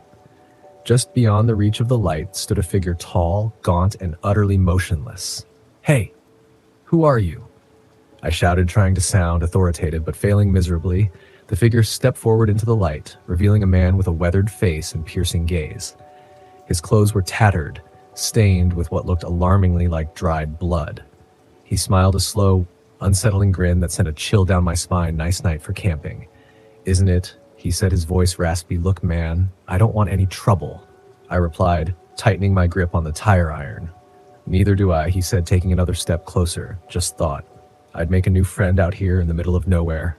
"Well, you've made your introduction now. If you don't mind, I'd like to get some sleep." He tilted his head, as if pondering my request. "Sleep is the cousin of death. You know, yeah, and curiosity killed the cat." "What's your point?" I snapped, hoping a bit of sarcasm might mask my fear. He chuckled softly. "Oh, like you've got spirit without warning." He lunged at me. I swung the tire iron wildly, connecting with his shoulder. He grunted, but didn't stop. We grappled, stumbling backward into the RV. He was stronger than he looked, and his hands clawed at my throat in the chaos. I noticed a hunting knife strapped to his belt, desperate. I kneed him in the groin. He doubled over just enough for me to snatch the knife. Adrenaline surged through me as I held the blade between us. "Back off," I shouted. He paused, eyes flickering to the knife, then back to me. "You don't have it in you." He sneered. "Try me," I growled. He lunged again. This time, I didn't hesitate. I thrust the knife forward, feeling it sink into his side. He gasped, stumbling backward out of the RV, clutching his wound. He glared at me with a mix of surprise and fury. "This isn't over," he hissed before disappearing into the darkness. I slammed the door shut and locked it, my hands trembling. My mind raced. Who was this guy? What did he want? More importantly, was he coming back? I didn't sleep the rest of the night. Every sound, every shadow put me on high alert as dawn broke. I decided it was time to get the hell out of there. I started the RV and sped down the dusty roads, not bothering to admire the morning light casting eerie shadows on the rock formations. As I neared the park's exit, I saw flashing red and blue lights blocking the road. A police officer flagged me down. Relieved, I pulled over. "Morning, sir." The officer said, "Are you alone?" "Yes, officer, but I'd be lying if I said I wasn't glad to see you." He nodded grimly. "We've had reports of a dangerous individual in the area. Have you seen anyone suspicious?" "Actually, I had a run-in last night," I replied, recounting the night's events. The officer's expression grew more serious. "Can you describe him?" I provided as many details as I could. The tattered clothes, the knife, the unsettling grin that matches the description. He said, "Name's Vincent Kane, escaped convict. He's been on the run." "For weeks." "Great," I muttered. "Just my luck to meet the one guy out here who's more lost than I am." The officer managed a tight smile. "You're fortunate to be alive. We'll need you to make a statement." "Happy to oblige, as long as it means he's off the streets." They took my statement, and I spent the next few hours assisting with their report. As it turned out, Vincent Kane was a convicted murderer who had escaped during a prison transfer. The blood on his clothes, light ally, belonged to a hiker reported missing a few days. After wrapping up with the police, I decided to cut my trip. Short solitude was overrated when it came with a side of potential homicide. As I drove away, I couldn't help but think about the absurdity of it all. I'd gone looking for peace and quiet and found anything. But on the bright side, at least, I'd have a heck of a story to tell, assuming anyone would believe me. Maybe next time I'd opt for a crowded beach resort. Instead, sure, I'd have to deal with overpriced cocktails and kids kicking sand, but that suddenly seemed like a fair trade. In the final analysis, Vincent Kane was a stark reminder that real monsters don't hide under beds. They wander the same roads. We do, just waiting for an opportunity. My name is Ethan Shaw, and I was 35 years old when this happened in October 2021. I'm a freelance writer, mostly covering travel and folklore. I've spent years chasing stories, driving my RV from one place to the next, always seeking inspiration, or maybe just running away. Back then, I thought of myself as independent, untethered, invincible. But Spruce Knob changed that. It was supposed to be a quick trip. I'd heard whispers about a place in West Virginia where strange things happened. Laughing voices in the woods, small footprints appearing where no child had walked in decades. The locals called it the Lost Children of Spruce Knob. The legend was vague, tied to an old settlement that had long since disappeared. A winter storm, children wandering too far, and a tragedy that no one liked to talk about. It was exactly the kind of story my editor loved. I arrived at the campsite just before sunset. The drive had been rough, the winding roads climbing higher and higher into the dense forest. The air was crisp, the kind of cold that settles in your bones. My RV sputtered a bit as I parked, but I didn't think much of it. I was used to minor mechanical issues. The campsite was deserted, just how I liked it. Solitude made it easier to write. I spent the first hour setting up, unpacking my laptop and notes, snapping a few photos of the eerie, misty forest for my article. By the time I lit a small fire, the sun had dipped below the horizon, leaving the world bathed in a dusky blue. That's when I heard it. At first, it was faint, like the distant hum of the wind. But as I sat by the fire sipping lukewarm coffee, the sound grew clearer. Laughter, high-pitched and playful, like children chasing each other in a game of tag. I froze, the mug halfway to my lips. The nearest town was miles away. Who would bring children all the way out here at night? Hello? I called, my voice shaky. The laughter stopped. I stood, shining my flashlight toward the tree line. The beam cut through the darkness, revealing nothing but skeletal branches swaying in the wind. I told myself it was my imagination, the product of too many ghost stories and too much caffeine. But as I turned back to the fire, I couldn't shake the feeling that I wasn't alone. The next morning, I found footprints. They were small, barefoot, pressed into the dirt just outside my RV. A trail of them circled the fire pit and wandered toward the trees. My stomach churned. I crouched, running my fingers over one of the prints. It couldn't have been there long. The edges were still sharp, undisturbed by wind or dew. I took a photo, the click of my camera loud in the still morning air. "This is ridiculous," I muttered, straightening. But even as I brushed it off, my pulse quickened. I spent the day exploring, hiking through the dense woods with my notebook in hand. The forest felt oppressive, the kind of quiet that makes you hyper-aware of every twig snapping underfoot. I found an abandoned cabin about a mile from the campsite, its roof caved in, walls covered in moss and lichen. Inside, I discovered old yellowed pages scattered across the floor. The handwriting was faint, but I could make out enough to piece together the story. The cabin had belonged to a family who'd settled here in the 1800s. They had 3 children, 2 boys and a girl. During a brutal winter, the father sent the children out to gather firewood. A storm rolled in suddenly, and they never came back. Their bodies were never found, and the parents were said to have gone mad with grief. I shivered, hugging my coat tighter. The pages felt heavy in my hands, the words pressing into my mind like a weight. That night, the laughter returned. It started faintly, just like before, but this time it was accompanied by something else, a tapping sound. At first, I thought it was the wind rattling the RV, but then it grew more deliberate. Tap. Tap, tap, like small fingers drumming against the window. I didn't want to look. Every instinct screamed at me to stay hidden under my blanket, to pretend I didn't hear it. But curiosity is a terrible thing. Slowly, I slid out of bed and crept toward the window. The fog outside was thick, swirling like smoke. But through it, I saw a shape, a small figure standing just beyond the fire pit. My breath caught.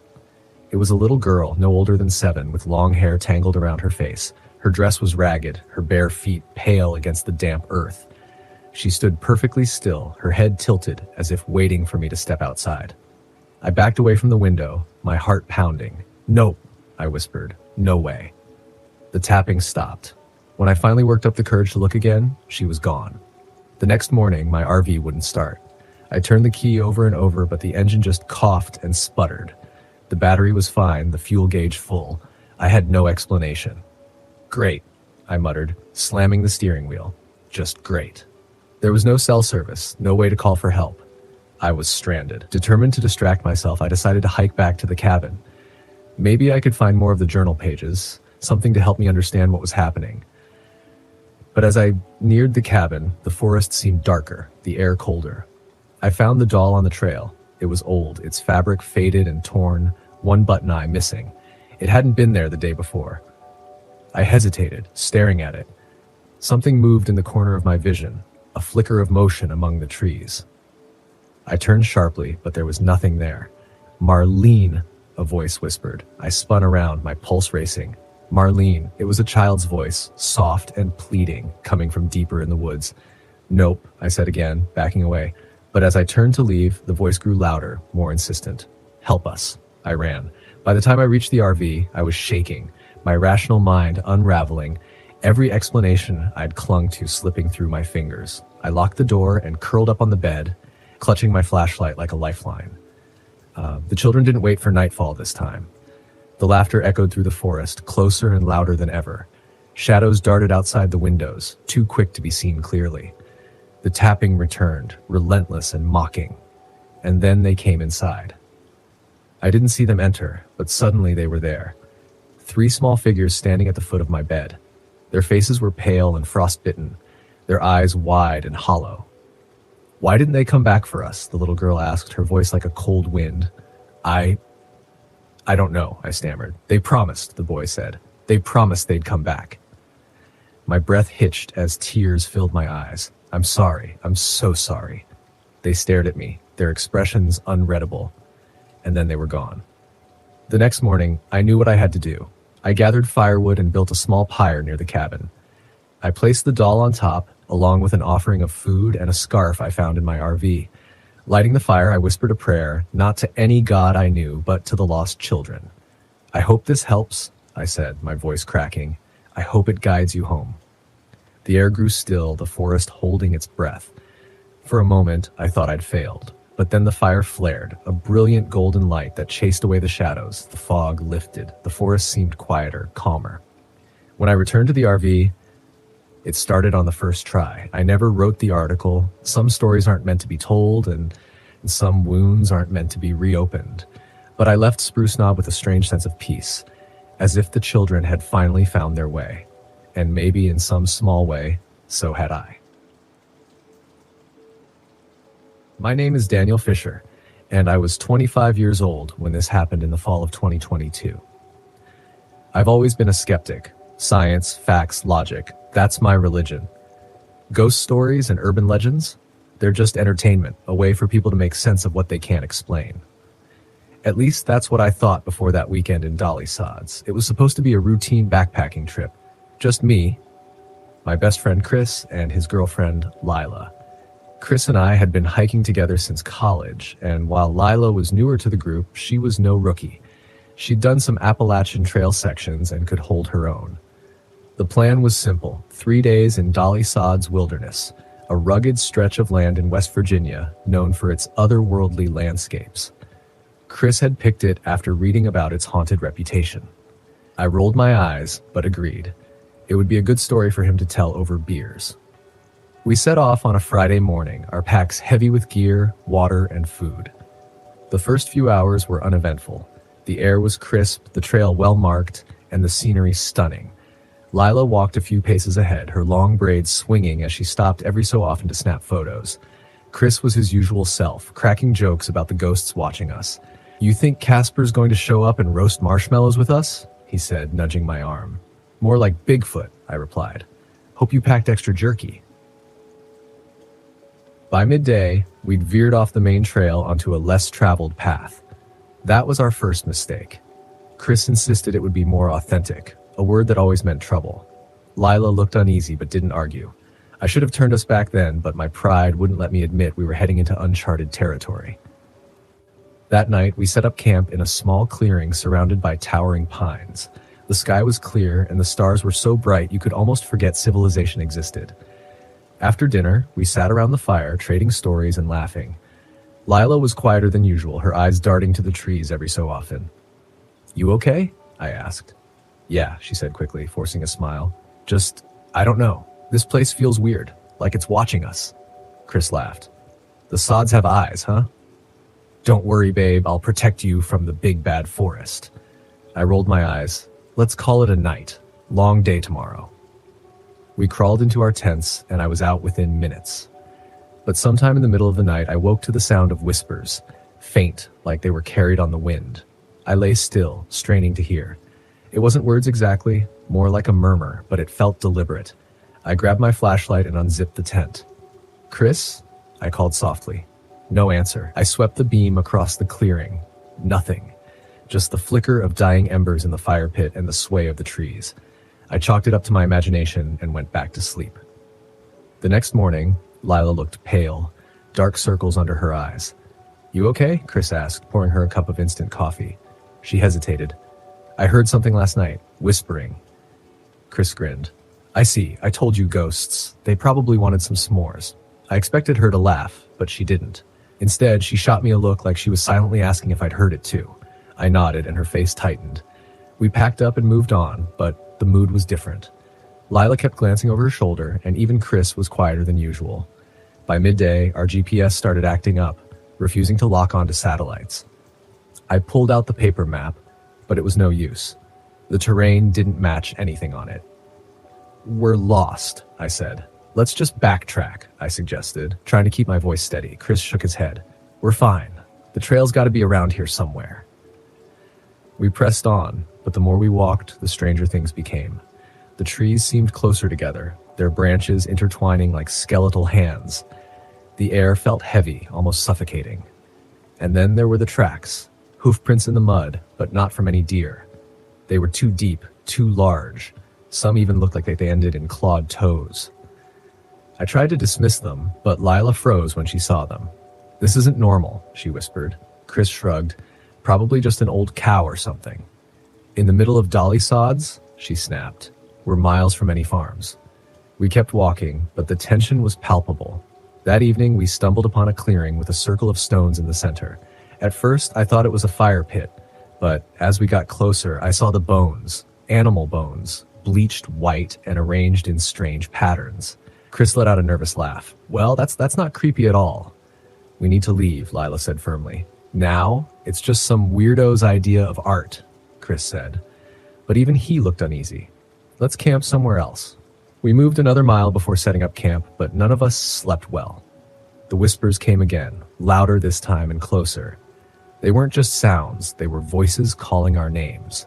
Around 3 a.m., I heard what sounded like Chris outside my tent.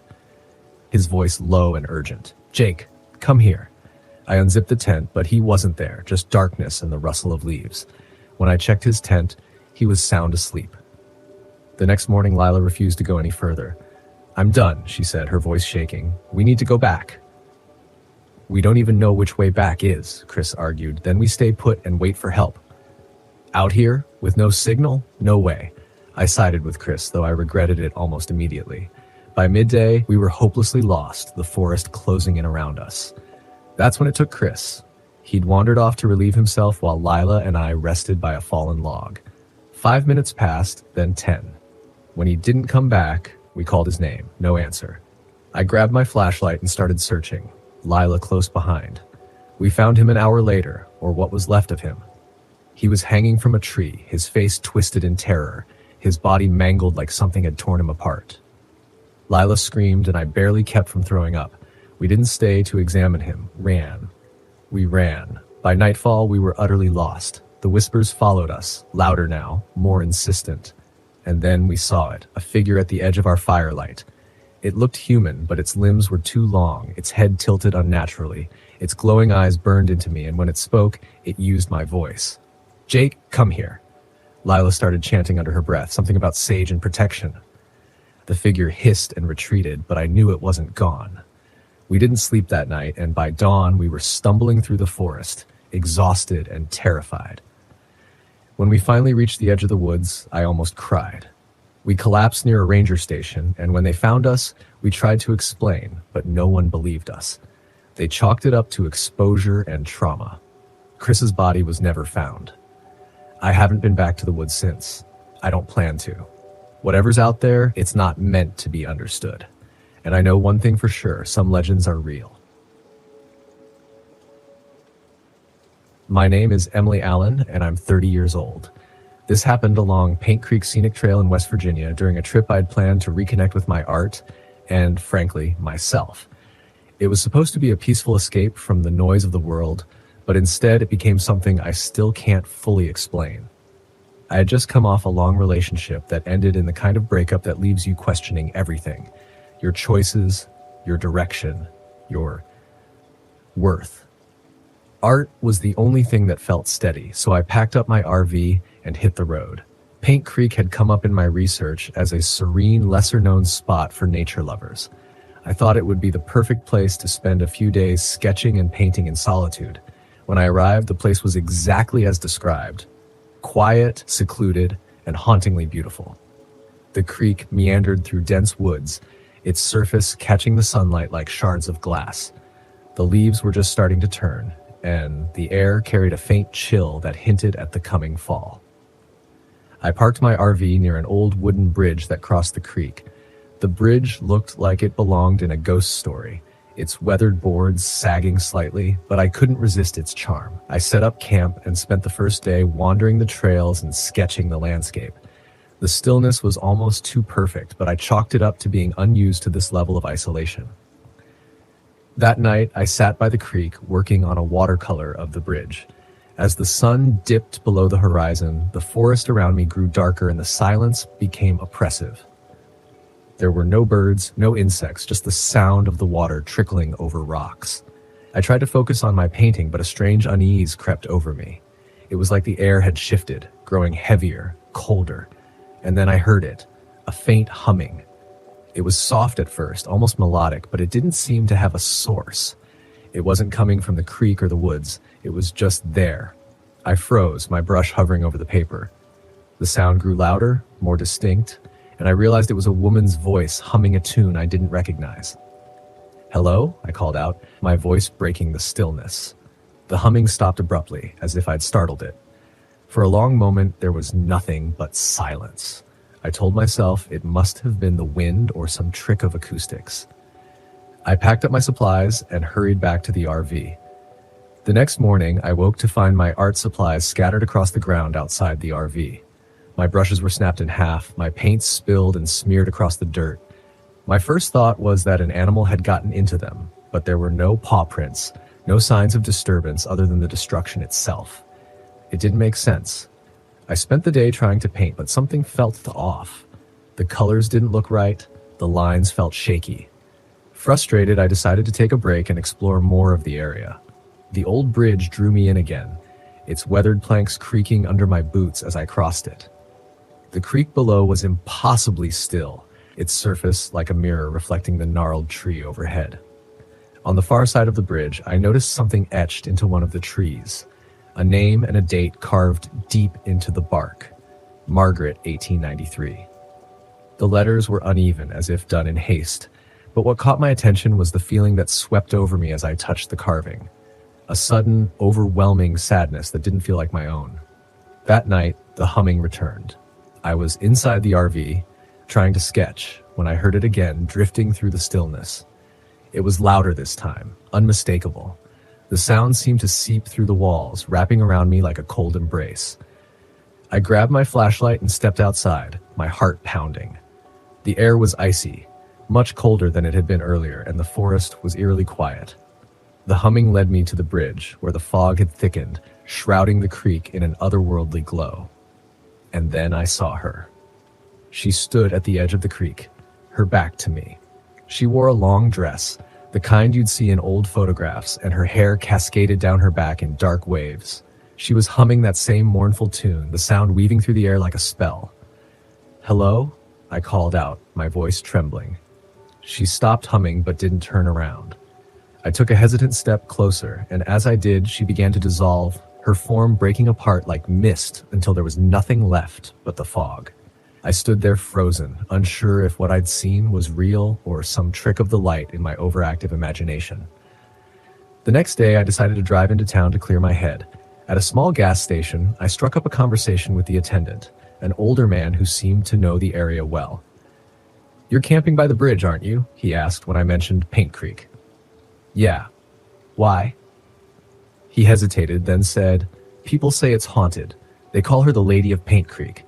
Story goes she was abandoned by her husband during a harsh winter. He promised to come back for her, but he never did. She waited by that bridge until she froze to death. Now she haunts the creek, looking for people to join her." I laughed nervously, but his expression remained serious. "I'd avoid that bridge if I were you," he added, "especially at night." That evening, I couldn't stay away. Something about the Lady of Paint Creek drew me in like a moth to a flame. I set up my easel near the bridge, determined to capture her essence in my painting.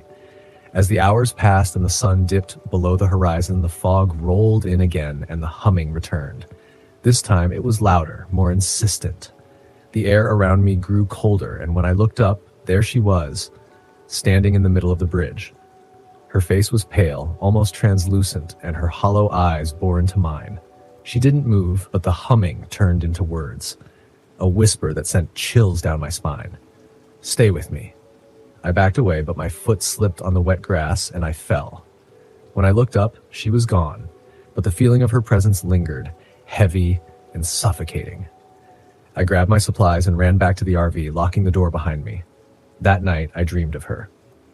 In the dream, I was standing on the bridge, staring down at the icy water. She appeared beside me, her hand cold as she touched my arm. "He left me," she whispered, her voice filled with sorrow. "They all leave." When I woke, I couldn't shake the feeling that she was still there, just beyond the edges of my vision. I knew I had to do something to end this, to break her hold on me. On my final night at Paint Creek, I returned to the bridge with my sketchbook and paints. The fog was thicker than ever, and the cold seeped into my bones. I set up my supplies and began to paint, my hands trembling as I worked. I painted her story, the bridge, the creek, her lonely figure waiting in the snow. As I finished, the humming surrounded me, and she appeared again, this time closer. Her hollow eyes were filled with tears, and she reached out a hand toward the painting. I stepped back, unsure of what to do. "You're remembered now," I said, my voice breaking. "You're not forgotten." She stared at the painting for what felt like an eternity, then dissolved into the mist, her presence lifting like a weight from my chest. The forest grew quiet again, and for the first time, I felt a sense of peace. I left Paint Creek the next morning, the painting tucked safely in the RV. It's one of my best works, but I've never been able to sell it. Something about it feels sacred, like it belongs to her. Even now, I hear her humming in my dreams, but it's softer now, almost peaceful, as if she's finally found rest. And maybe in a way, so have I. My name is Emma Williams, and I'm 40 years old. This happened last October when I decided to camp alone at Smoke Hollow, a remote site near the Greenbrier River in West Virginia. I thought it would be a quiet, picturesque trip, a chance to photograph the eerie beauty of an old settlement long forgotten by time. Instead, I barely made it out alive. The idea came to me while scrolling through an article about abandoned places. Smoke Hollow was once a bustling logging village in the late 1800s, but in the early 1900s, its population vanished under mysterious circumstances. All that remained were the ruins of a few homes and a cemetery overgrown with moss and wild ivy. Local legends spoke of ghostly wails echoing through the hollow at night, but I figured those were just stories to scare off tourists. I was drawn to the place because it sounded like the perfect subject for my blog, Forgotten Trails. After my divorce, exploring remote and spooky locations became my therapy. Documenting these places filled the empty hours and gave me purpose. I wasn't afraid of being alone. I welcomed it. At least that's what I told myself. The road to Smoke Hollow was narrow and winding, with ancient trees towering on either side. By the time I arrived at the campground, the late afternoon sun was hidden behind thick gray clouds. The place was deserted, except for a lone park ranger at the check-in station. "First time here?" she asked, smiling. Her name tag read Maya Andrews. "Yeah, heard about it online," I said. Maya nodded. "Beautiful spot, but it can be disorienting. Fog rolls in heavy, and the echoes in the hollow can mess with your sense of direction. Stay on marked paths and you'll be fine." Her words didn't bother me. I'd camped alone before. I smiled, thanked her, and drove to my site near the river. The air was damp and cold, carrying the faint earthy smell of decaying leaves. I parked my RV, set up my gear, and took a short hike to the cemetery before nightfall. The graveyard was small, maybe 20 headstones, most of them cracked or leaning. One in particular caught my eye. A child's grave marked Lillian Reed, 1898-1905. A small lamb was carved into the stone, worn smooth by time. I snapped a few photos, the sky darkening faster than I expected, and headed back to camp. That night, the fog came in thick and fast, pressing against the RV windows like a living thing. I was reviewing my photos when I heard it. A faint, high-pitched wail cutting through the silence. It sounded like a child crying. I froze, my heart thumping. It couldn't be an animal. It was too human. I turned off the lights and peered outside.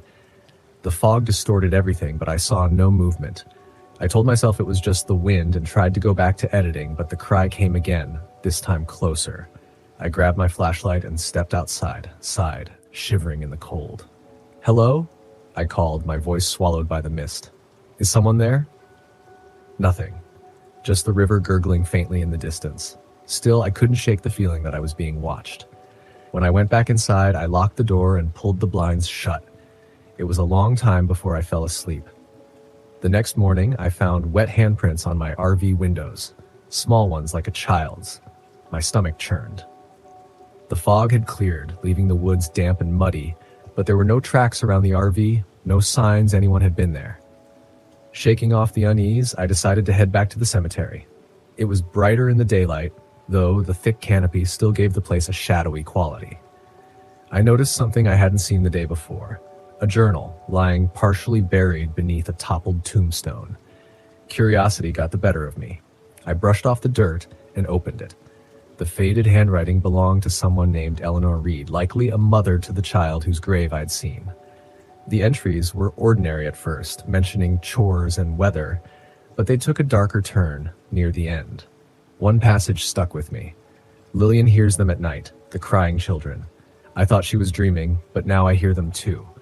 We must leave, but the forest won't let us go." My hands trembled as I closed the journal.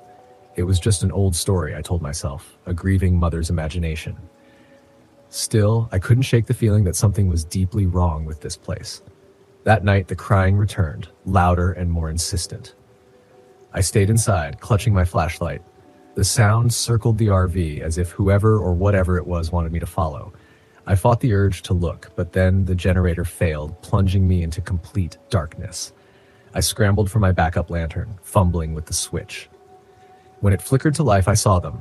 Small, wet footprints leading from the door to the far corner of the RV. My breath caught. The crying had stopped, replaced by faint, rapid tapping on the windows. "Go away," I whispered, backing into a corner. The tapping grew louder, frantic, then stopped altogether. The silence was worse. I felt trapped, as though the darkness was closing in, suffocating me. I didn't sleep at all. By morning, I was exhausted and desperate to leave. But when I stepped outside, I saw deep scratches raked across the RV's exterior. The tires were slashed, the rubber shredded like paper. My heart sank. I was stranded. I decided to hike back to the cemetery, hoping to find a clue in Eleanor's journal or at least distract myself, but the path felt different this time. Unfamiliar. The trees seemed to shift around me, their branches reaching like skeletal hands. I stumbled into the clearing, and my blood ran cold. A figure stood by Lillian's grave. At first, I thought it was a child, but something about its proportions was wrong. Its arms too long, its head tilted unnaturally to one side. It turned toward me, and I saw its face, hollow eyes and a wide, dripping grin. Water pooled around its feet, soaking the earth. I couldn't move. It opened its mouth, emitting a guttural, inhuman wail that echoed through the trees. My legs finally obeyed, and I ran, the sound chasing me all the way back to the RV. That night, the entity attacked. It battered the RV, its cries deafening. The windows rattled, the walls creaked. I remembered the journal's warning. The forest won't let us go. But it wasn't the forest. It was this thing, this embodiment of grief and rage. I thought of what Maya had said about echoes. Desperate, I turned on my phone and played a voice recording I'd taken of her advice. Stay near the marked paths. Her calm, human voice cut through the chaos like a beacon. The entity recoiled, its form flickering. I grabbed the journal, clutching it like a talisman, and shouted, "Lillian, stop! You're free!" The wailing stopped. The air grew still. For a moment, I thought it was over, until I heard a soft, wet laugh behind me. I ran. I didn't stop until I reached the main road. The RV was abandoned behind me. A passing car picked me up, and I barely managed to explain what had happened. When we passed Smoke Hollow, I saw the figure standing in the fog, its hollow eyes following me. I never went back to Smoke Hollow. The photos I took were strange, blurry, distorted, as though the camera couldn't quite capture the truth. But one image haunts me most. A figure standing by Lillian's grave, its face staring straight into the lens. And I've stopped camping alone. Some silences are meant to stay undisturbed.